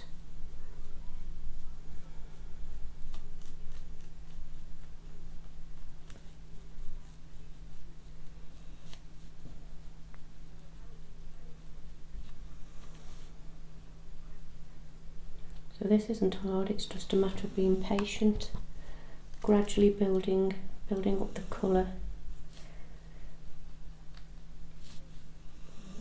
and using your fine brush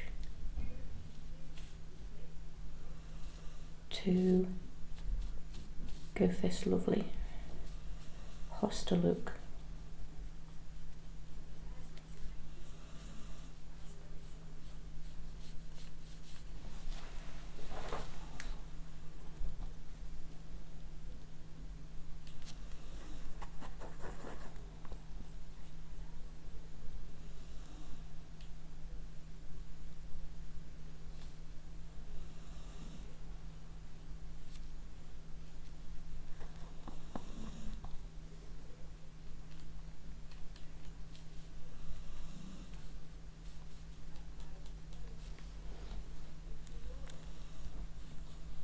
Again, quite subtle, more of an impression than anything. I think I'm going to just feel as though I need to add a brighter colour to bring those veins to life a little bit. So I'm going to get an even finer brush for this.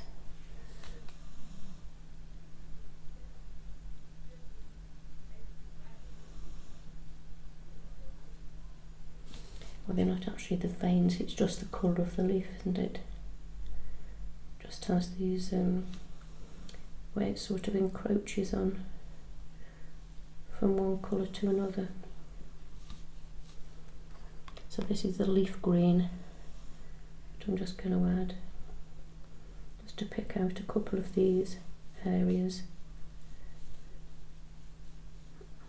And for each of these I've wet my brush, so although my colour itself is quite gloopy,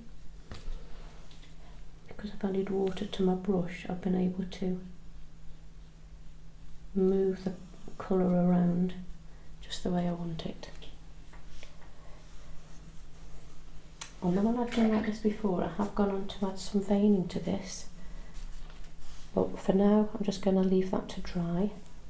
In fact, I think I need to just a little bit of lighter down the middle. Again, this is just giving the impression of that vein down the middle without having to actually draw it in.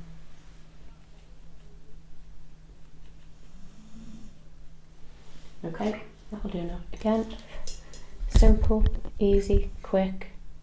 You can see once those have dried, you'll be able to see those veins a little bit better. So what I'm aiming for is similar to what I did here. Probably got a better definition of the colours there. I may need to add some black to my green just to get it even deeper. In fact, I'm going to do that now.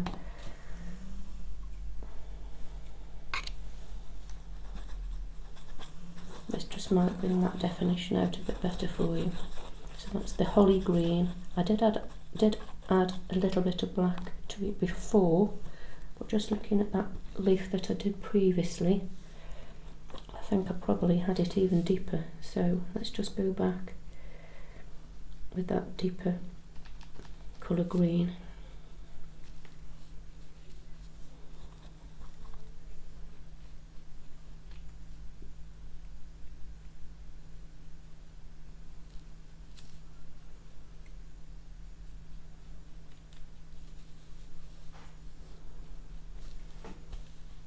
Yeah, I think that's the ticket. Just needed that little deeper, darker green to add a better contrast.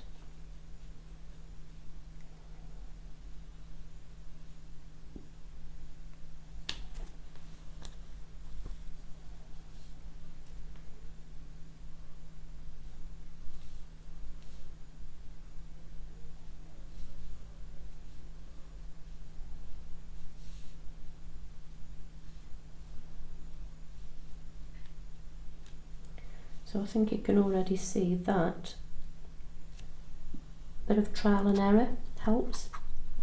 We are only dealing with colour, so if you don't like it, try something differently, start again. And definitely I'm happy with that. Now I think it gives a stronger definition of colour. Just bring you in a bit closer to that. Can you see what I mean? I'm happy with that. That's great. So we're now going to move on to the variegated leaves. So the first variegated leaf we're going to do is based loosely on this one here. In other words, dark in the centre, very light around the outside. There's more than one colour green on the inside.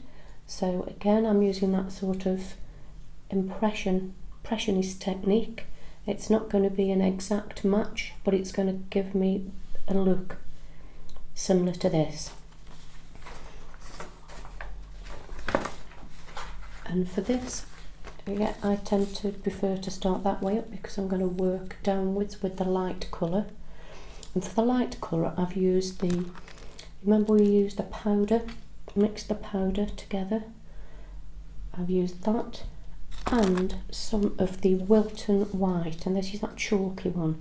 So I've just put a blob of the white on my baking sheet here, added just a tiny little bit of that yellowy creamy colour, just so that it's off-white, it's not bright colour. And I'm going to start building up that colour using that picture as my template.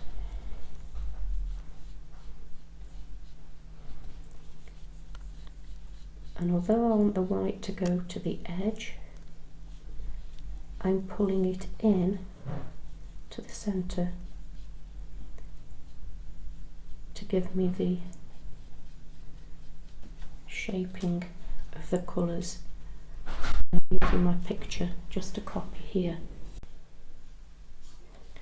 Before we go on to tackle the big version of the reverse variegation, that's a pale centre and a darker outside, I'm just going to start off with a small version because it works just as well, but this one's easier to do. And I've got my selection of brushes, so I'll get the right size that I need. I've got all my colours lined up. I've got my water so I can get my consistency right. And for this one, I'm going to start on the outside using the Kelly green to just add a bit of colour to the outside.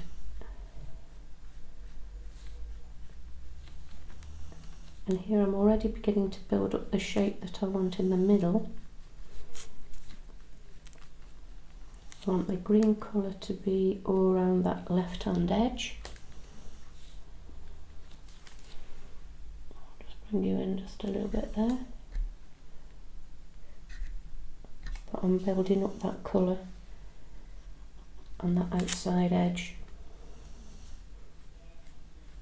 just by using my brush to build up those layers. So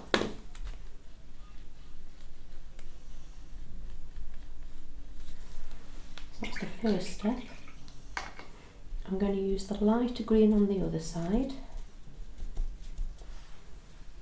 because, as I mentioned before, with hostas they come in a massive variety of colours, often on the same leaf.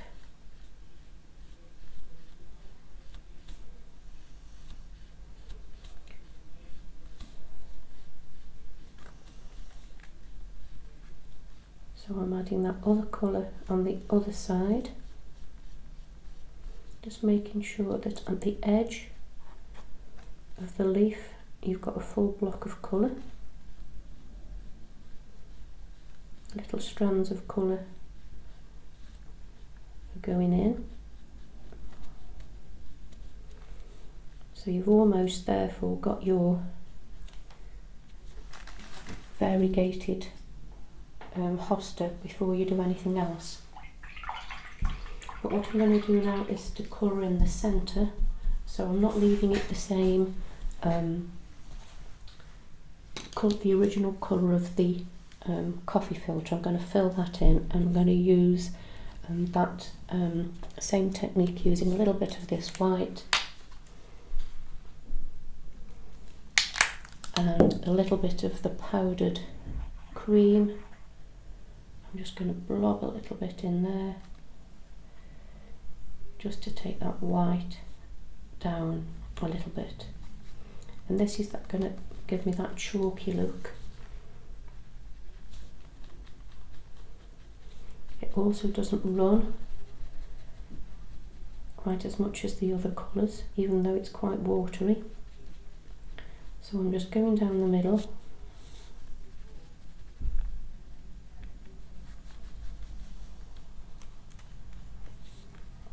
building up that colour, and I'm going to just gently push it out to the sides.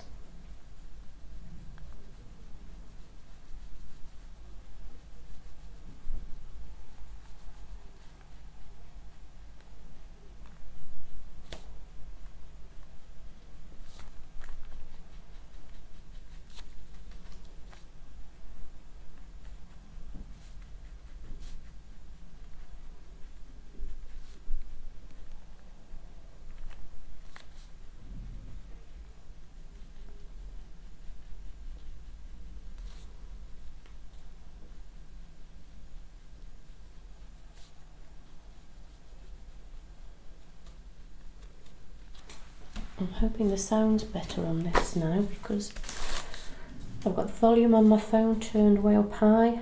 I've got my microphone plugged into my phone, so I know I tend to talk quietly. Can't help that, that's me.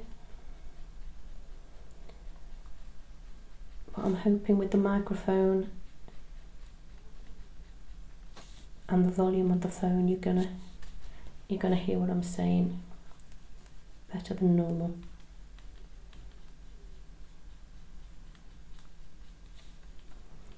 So I think you can see the difference with that colour. It really does lift out the centre of that hosta leaf. I'm going to add a slight little bit of definition here now, just to blend these colours together. And as I've probably said, I think, in other of these hosta videos, layering colours really does make the difference. So what I'm going to do here, I'm going to use a little bit of that brown that I mixed that sort of looks like melted caramel almost, and I'm just going to very subtly Just add a little bit to the edge of that brown.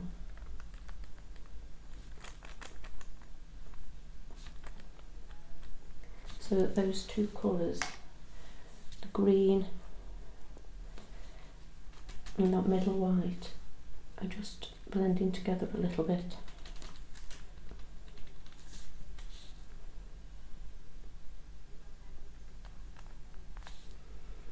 It's just because when I looked at the hosta leaves, some of them had got just that little bit of edge to them. I suppose it's that olive green that I was trying to replicate earlier. It just gives another little look. Just add a little bit down the bottom here.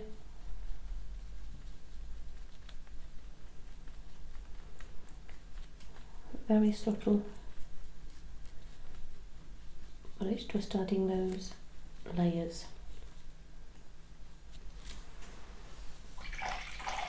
And then a little bit like I did with the other one, I'm just going to neaten up some of these brush strokes. So I'm using a fine brush and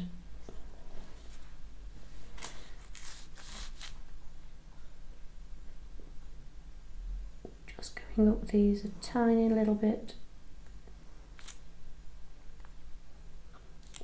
just to neaten those again, using the brush strokes I did before as a pattern. Just adding that tiny little definition of it. I don't know if you can see, if I can get in there, it might be a little bit better. So I've got my fine brush.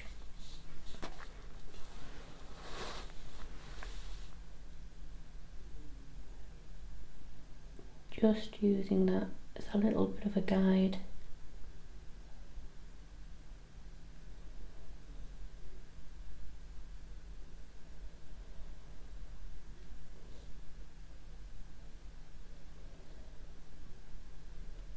Nothing dramatic, just subtle differences, and I'll do the same on the other side with this, the lighter green, where it's looking a little bit scratchy. But if I do it this way, you might see it a little bit better.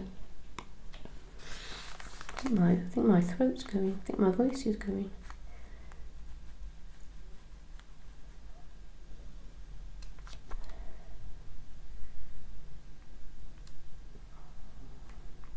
So just a couple of these, just where I think it looks a bit too, I don't know, like scratchy is the word I keep thinking. It's as though where your paint is running out on your brush.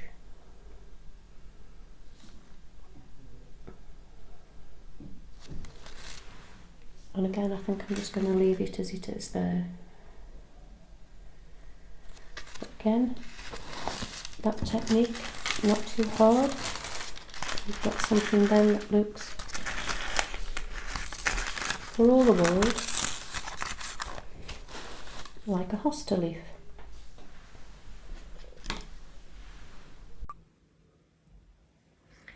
So here's the final one I'm going to do today, and that's this one here, that as you can see has got a lot of different colours in. I've counted up 5 at least basic colours, so it's going to use all the colours that we've used up to now and all the techniques that we've used up to now to make this piece. So I've got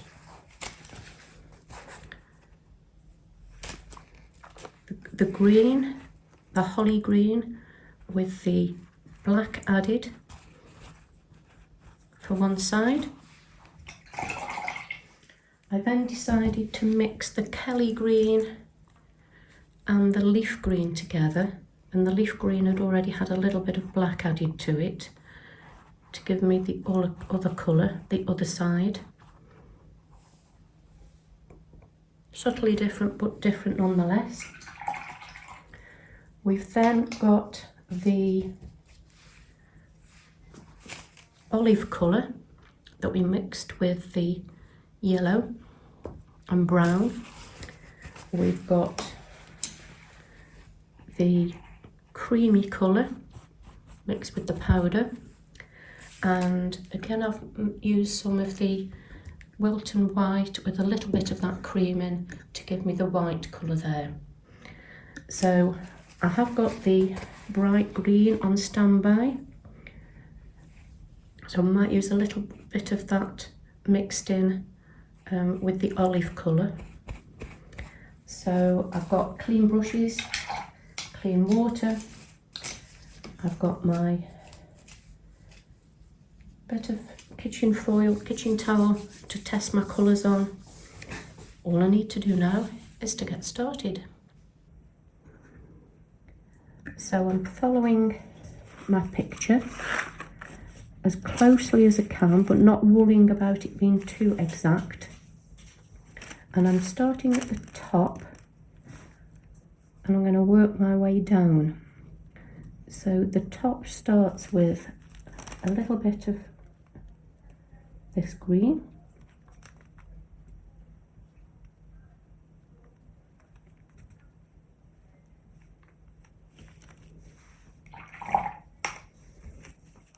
and on the other side it's a lighter version of the sort of taupey coloured green. So I'm just going to build those up around that top end, and then it's going to have some of that creamy colour on the right hand side. On my picture I've got in the middle section the lighter colour is half of it is distinctly creamy, the other half is more white. So on this side here, this is my creamy side,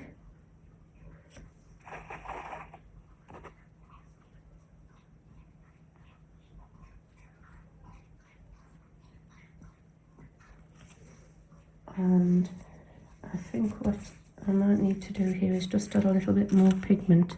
I think because my brushes, I've cleaned my brush, it's quite watery, or more watery than I need it to be here. So I'm just going to add a bit more of that creamy pigment.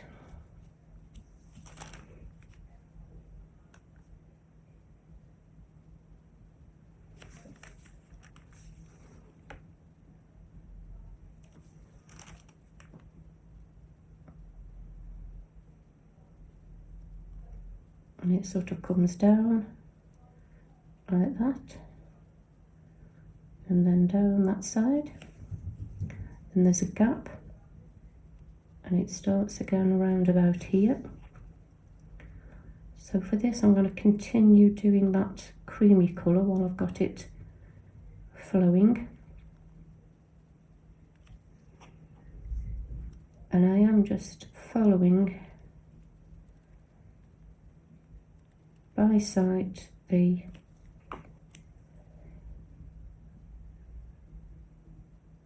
picture that I've got, the printed out version.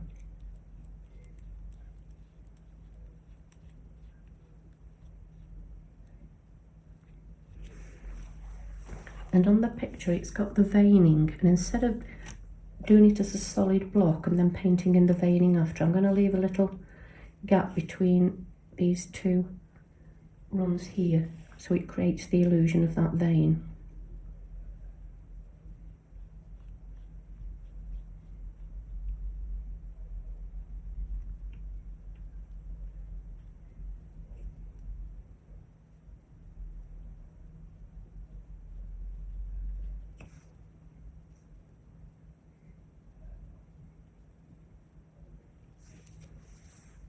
Okay, I'm going to continue doing this, working my way down.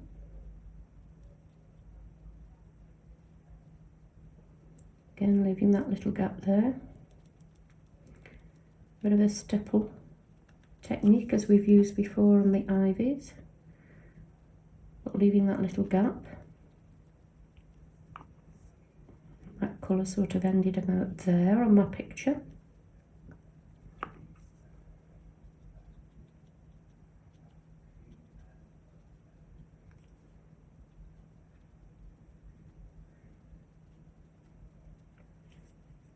And this one's going right the way down to the bottom.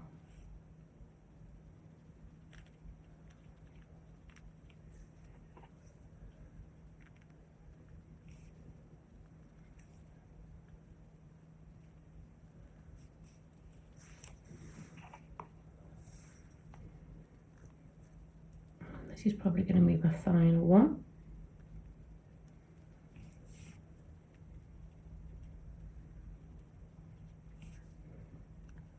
To decide what to do about that, these little gaps that I've left when I've come to the end.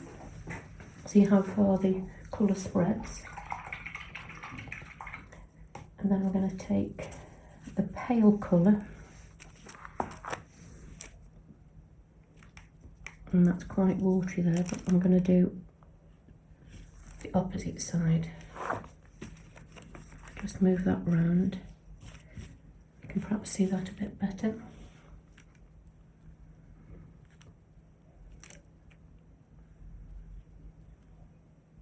Same technique, but just using that different colour. On my picture, there's a big gap there. That's where that olive colour's going to go. And on this one, there's a sweep of this pale colour going down this side here. Sort of block of it, and then it tapers off. So as I've said with this bit, I'm not looking for a perfect replica. I'm doing my best to follow the patterns and the colours, but I'm not going for it being a photographic copy of it. I'm just using that as a guide to get that natural look, so that it does look something like a hosta. And there's a section here that's going to blend with some of the lighter green.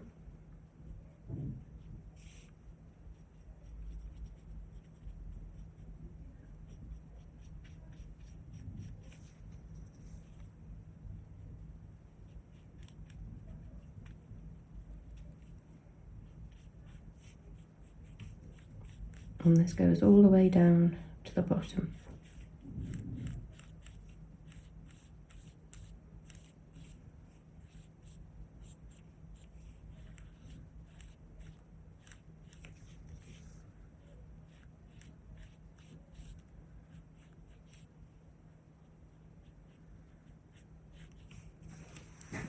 Okay,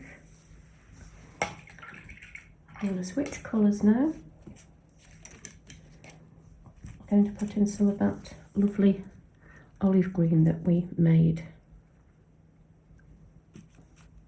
And that's going right here at the top.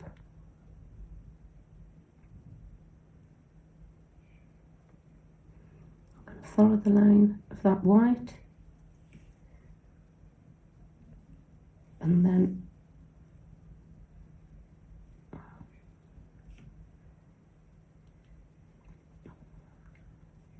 using my picture as a guide again to bring some of that olive green. It's going round here.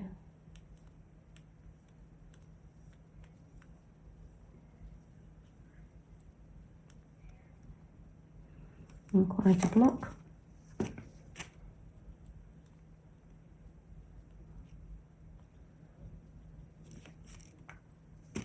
Stops there.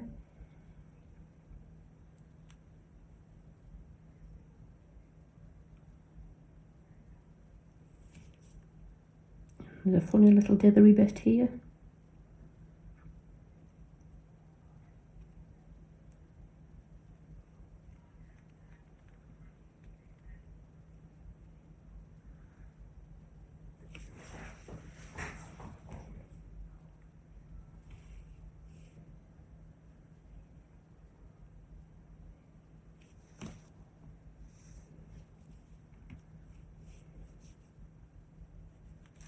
And then there's another sweep of it up here.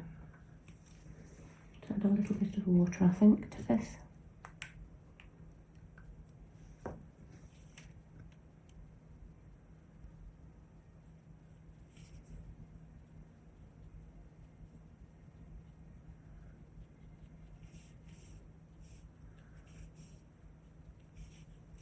And I think that's probably all of that particular colour. It does change colour slightly at the bottom, so this is where I think I'm going to go over the top of that with a little bit of this a lighter green, because it just changes its colour a little bit.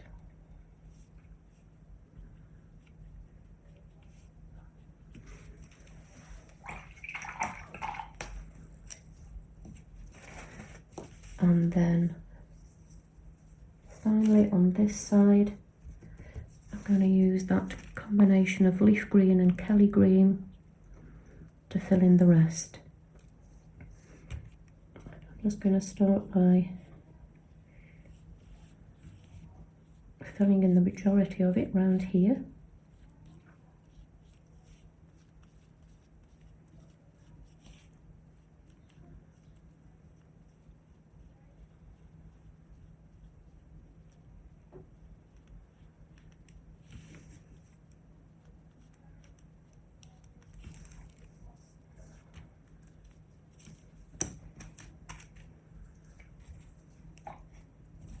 Of course, I've gone over my white, haven't I? Here. I'm going to have to redo that bit. Got carried away a bit there.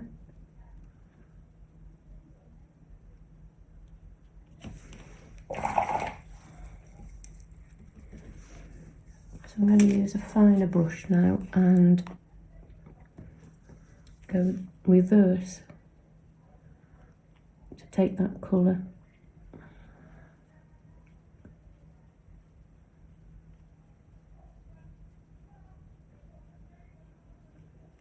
Going backwards technique to what I did with the green and the pale colour, so that I can fill in where there isn't any colour.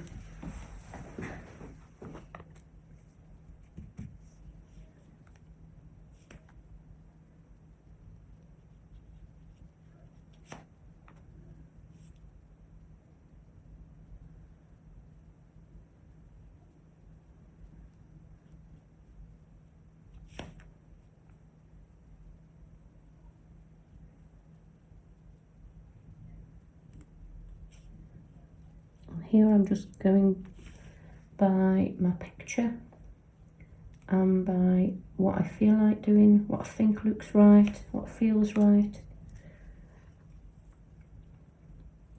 to add that deeper green. So I'm looking first of all where there's gaps in the plain coffee filter. I'm taking it up into the previous green as well.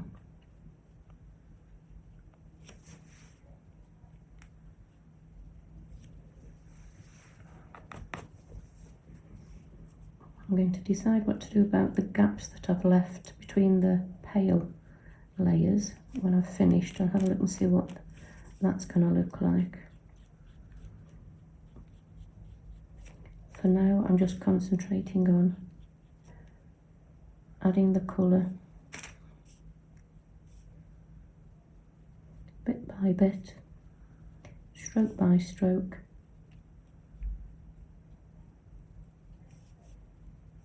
to the sections that were left blank before.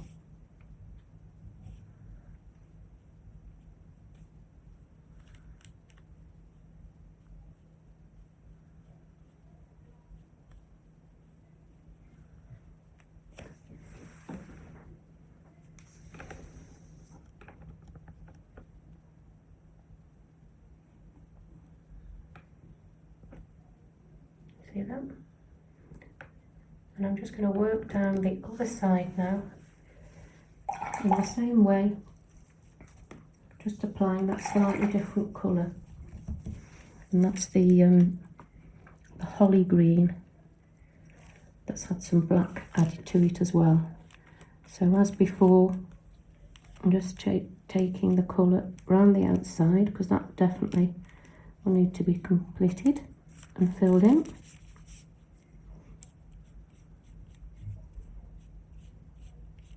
And then doing reverse strokes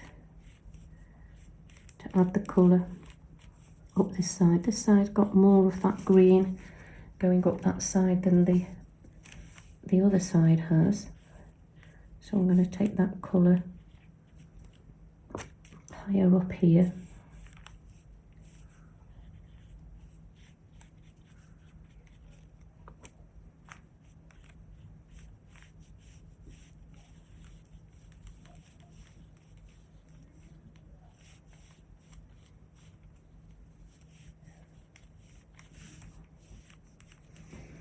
Just watch with a smaller brush to get finally down. I'm going to take my fine brush now then, add a little bit more water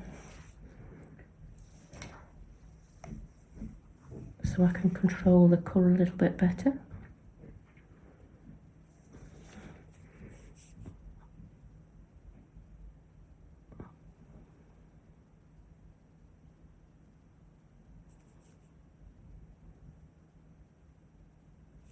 Just taking this colour up where I can see that it is on my picture. So there's this bit here where it goes quite far up in between the pale colour. Not so much here.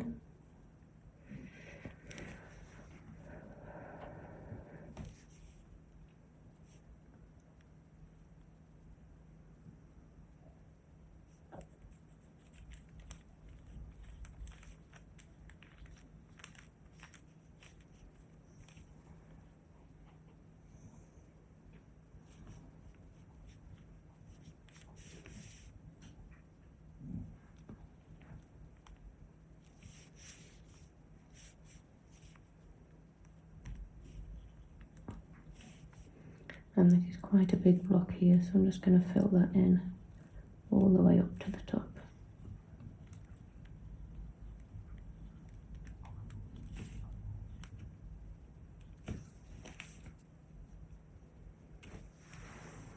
I'm happy with that side. I'm happy with the other side as a base. Just need to think now about the gaps in between. They do look like the vein effect, but it's not as I would want it to be. So I think what I'm going to do is to just deepen each of those colours slightly. So for the yellowy one, I'm going to add a little bit of that olive green to the yellow.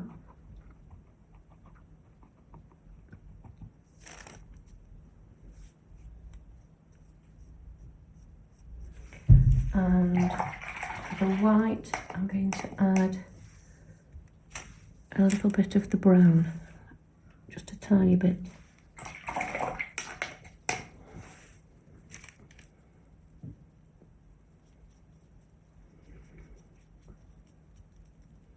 So I'm going to do this brown first, and I'm just going to take that between these two.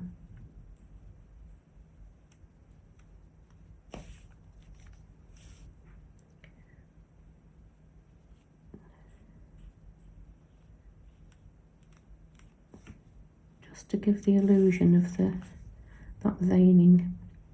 I think what I'll probably do is go back and add a little bit more of the white.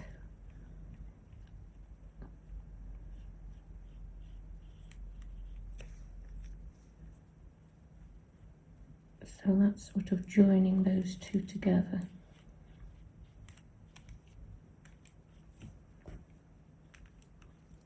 Veining on these hostas is the thing that I've struggled with the most, trying to get a technique that replicates it without making it look too obvious. So this is just a subtle way of bringing that out.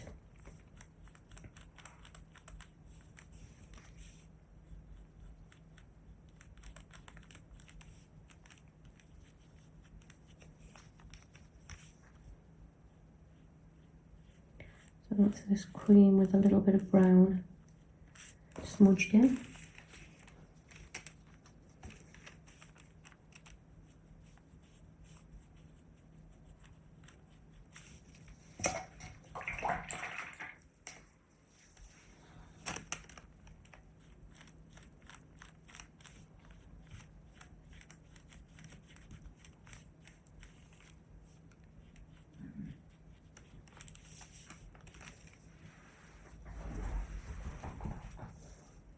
And I think I'm going to definitely go back and just add a little bit more white,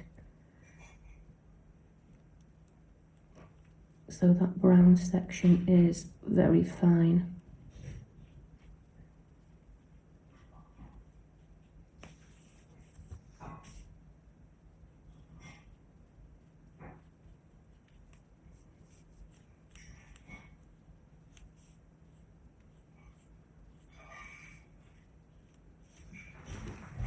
Yes, I'm happy with that. So I'm going to do the same principle the other side. I'm going to take that. All I've done here is to mix a little bit of that olive colour with a little bit of the yellow.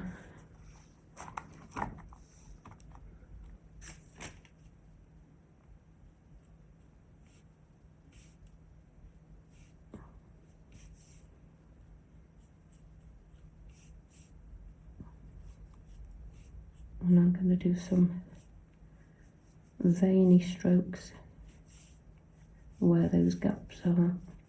But again, I'm going to go back and just overlap those a little bit so those veins aren't so thick.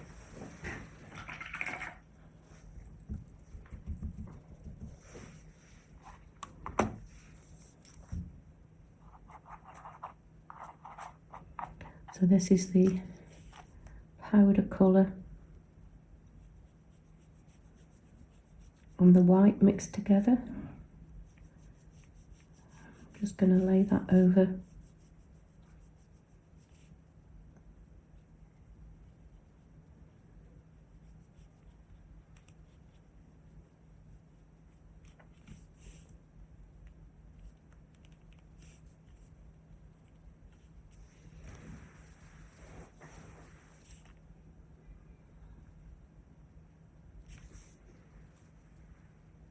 I think I'm probably going to stick with that, except as I've done previously, I'm just going to do a little bit of tidying up to show you what it's like now.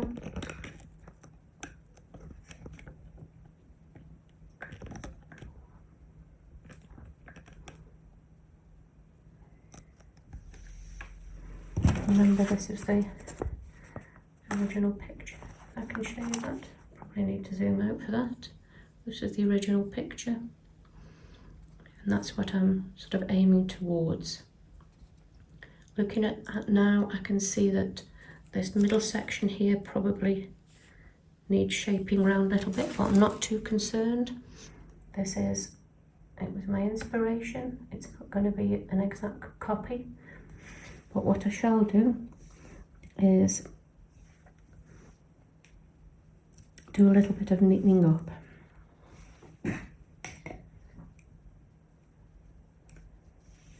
So I'm taking my little artist brush and I'm just move that around a little bit.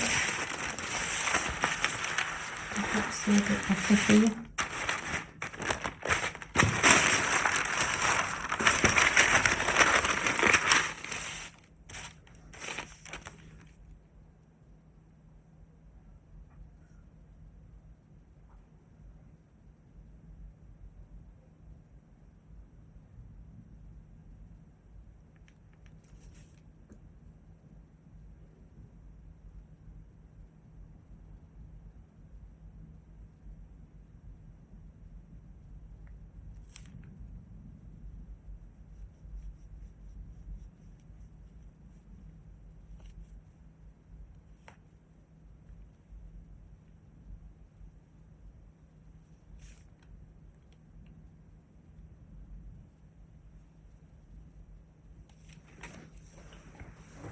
Just refining it slightly.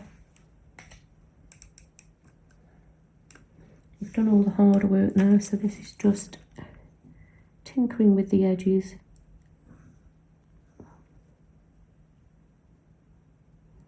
Where the colours mingle, particularly on the pale.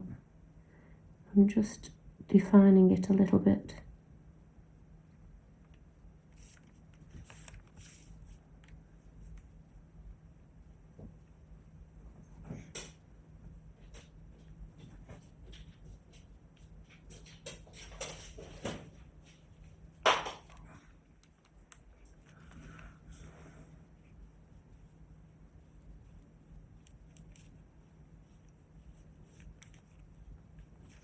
This is your therapeutic bit, this is.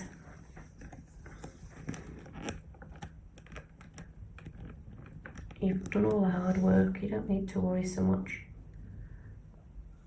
What you're doing now is added value. And you can do as much or as little of it as you wish.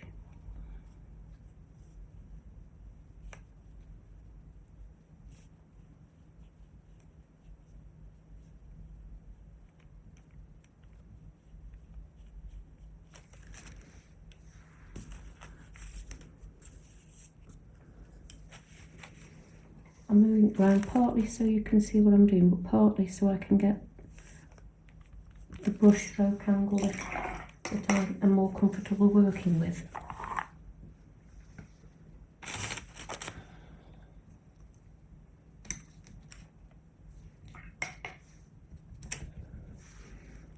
I think I need to add a little bit more depth of colour down this side, so I'm just going to go over that again. It's quite a rich colour, but I'm just going to stick to the edge, I think, there.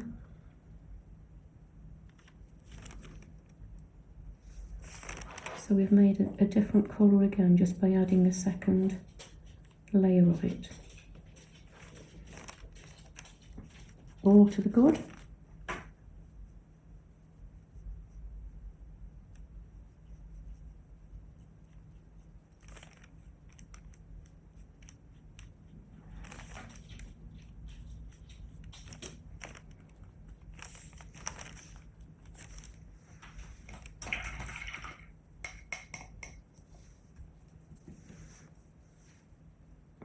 A little bit of light green, haven't I?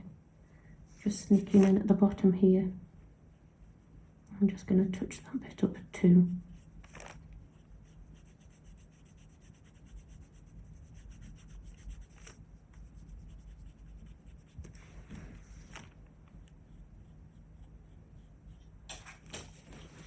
All you need to do to blend, if you're not sure of how to get a nice line, is add a little bit of water to your brush and try a bit of stippling. Again, I think I need to add a bit more colour to this top end here, this side I mean. So I'm just going to go over that edge so that I get really nice true dark colour on that side. And at the top here, just neaten that off a little bit.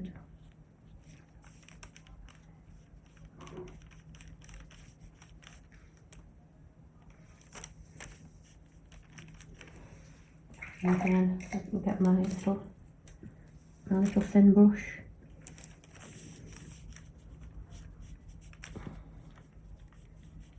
And I'm going to add some of that layer of colour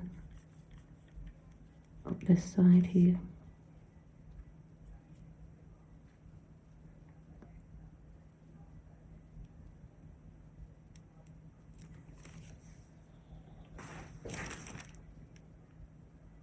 And round the top.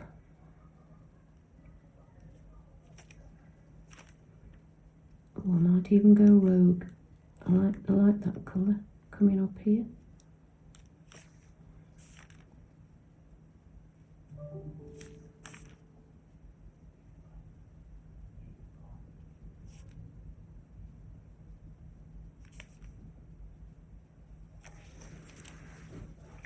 happier with that.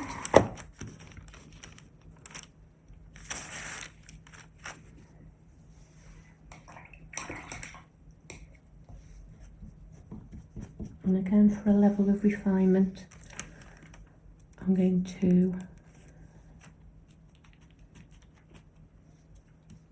just go over these vein lines again. So I did a little bit of that brown. Good.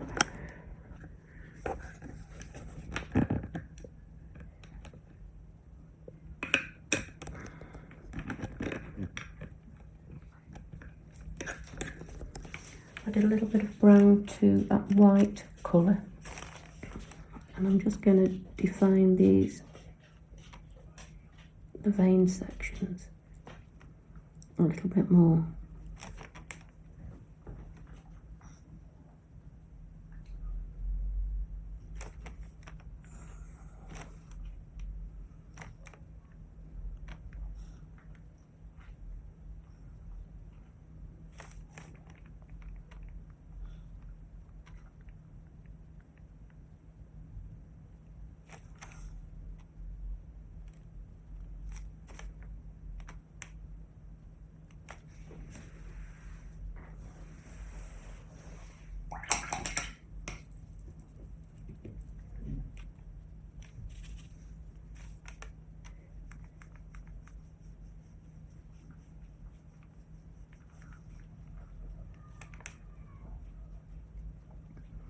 In case you haven't guessed, I'm just playing around here until I get something that I like the look of. But what I do need to do is to neaten that little section there.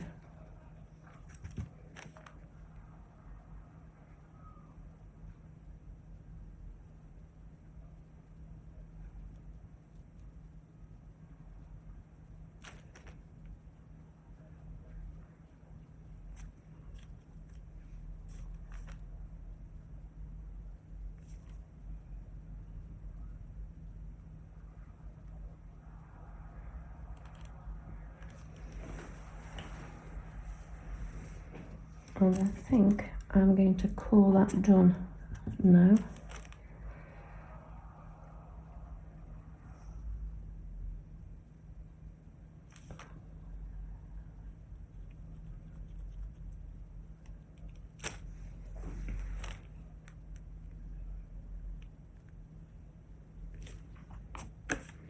She says carrying on and adding little details here and there. Yes, I'm going to stop before I make a total mess of it. So that is the final initial stages of hosta leaves. When I let that dry, I'll consider whether I'll need to do any veining details on the leaves I've done so far.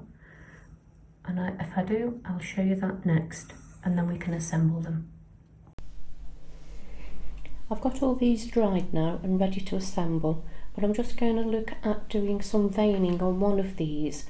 Where I've done the variegated effect, I don't particularly want to add veining further to those, but this one here, where there's not a lot going on in the middle, I think it does need a bit of veining adding to it. So for this, I'm just going to show you what I've done so far for these, and I'm going to use a pencil crayon this time, and I'm using my picture as a basis for this. However, I'm not going to do it exactly, because what I've found is that with these hosta leaves, there are lots of veining on them. If I can show you on this one here, several different veins going down, and I've tried to replicate that, but it just looks too much. So again, on this one, I'm going to do an approximation of the veining just to give it that impression. And what you need to do first, I'm taking my pencil crayon, and I'm either going to leave it as pencil crayon when I've finished if I like the look, or I'll use this as a guide and go over with some of the icing colour. So you want to start about probably a third of the way from the top, and you do your first line that goes right to the tip. And this helps if your tabletop is nice and solid and not bumpy. So this is sort of nice, I don't know if you can see there, sort of greeny colour. I was going to do it in this fawn, but I'm going to try this green first of all. And then once you've done that first line, you're then going to come out from there at an angle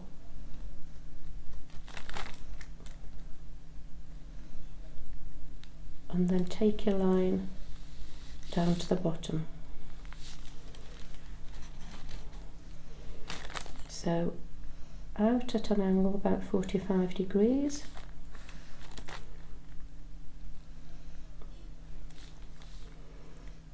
and then down to the bottom.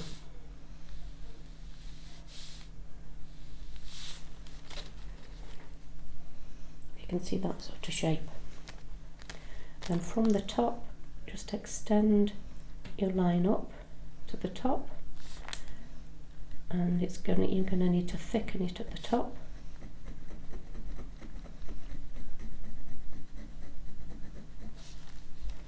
Just thicken it at the top a little bit.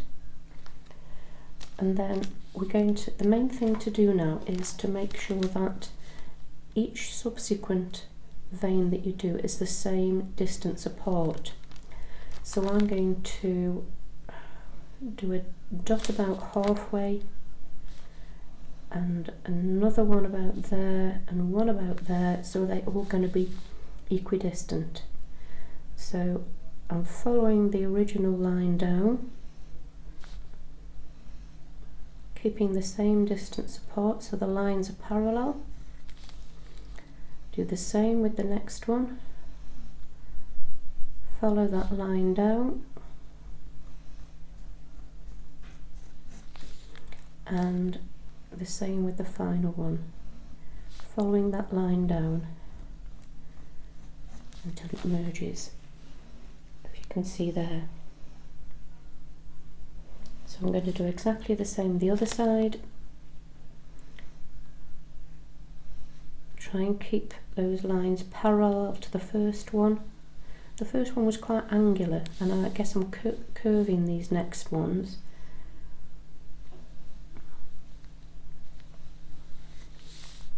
Do the same for the next one, keeping the same distance, keeping them parallel, and then that final one.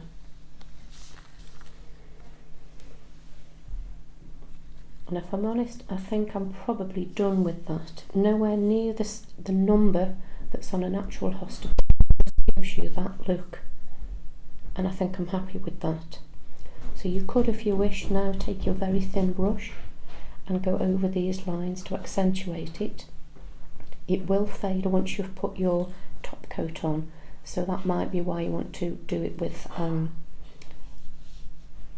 colour and your paintbrush. I think I'm just going to go over it once more. In fact, I think I might use this grey colour just to go over that.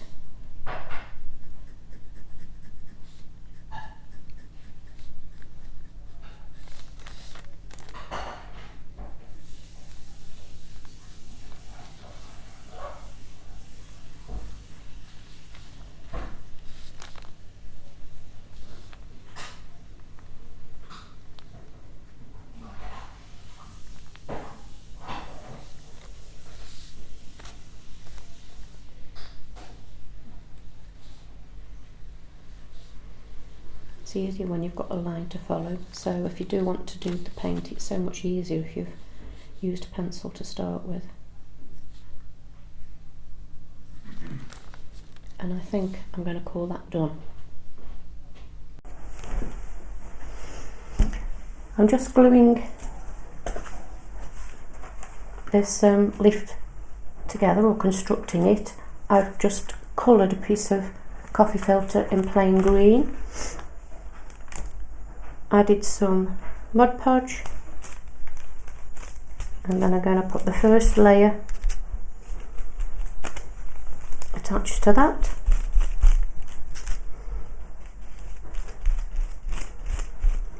Plenty of glue.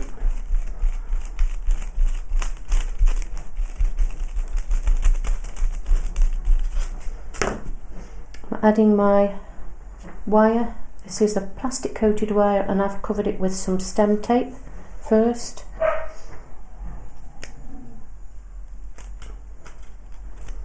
Placing that in the middle of the leaf and adding a third layer.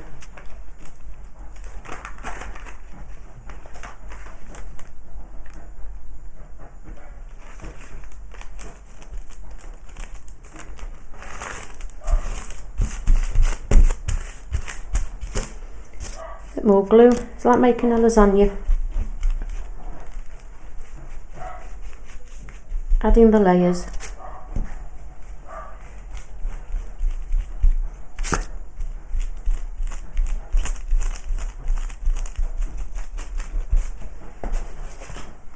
And finally, the top layer.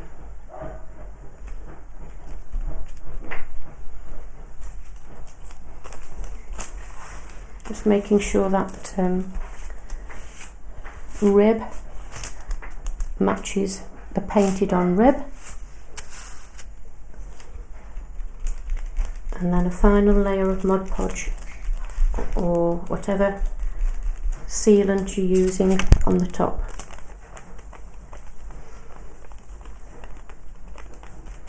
You may find that the colours run a little bit, so if you've got the pale areas, I would advise you leaving that till the end, and I'll wipe the glue off and then come back and do the centre so that it doesn't run too much. A little bit of bleeding and smudging is great for hostas, but I don't want it too much.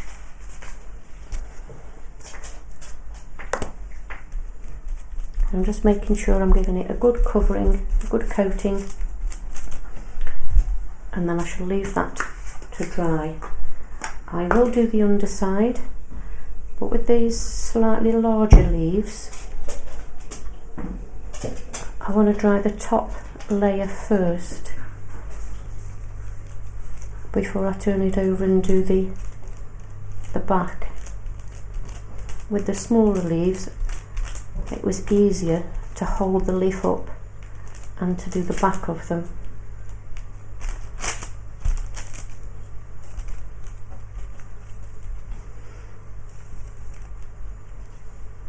Okay, now just something to mention.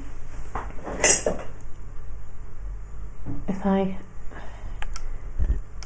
just zoom in here at the other leaves I've done,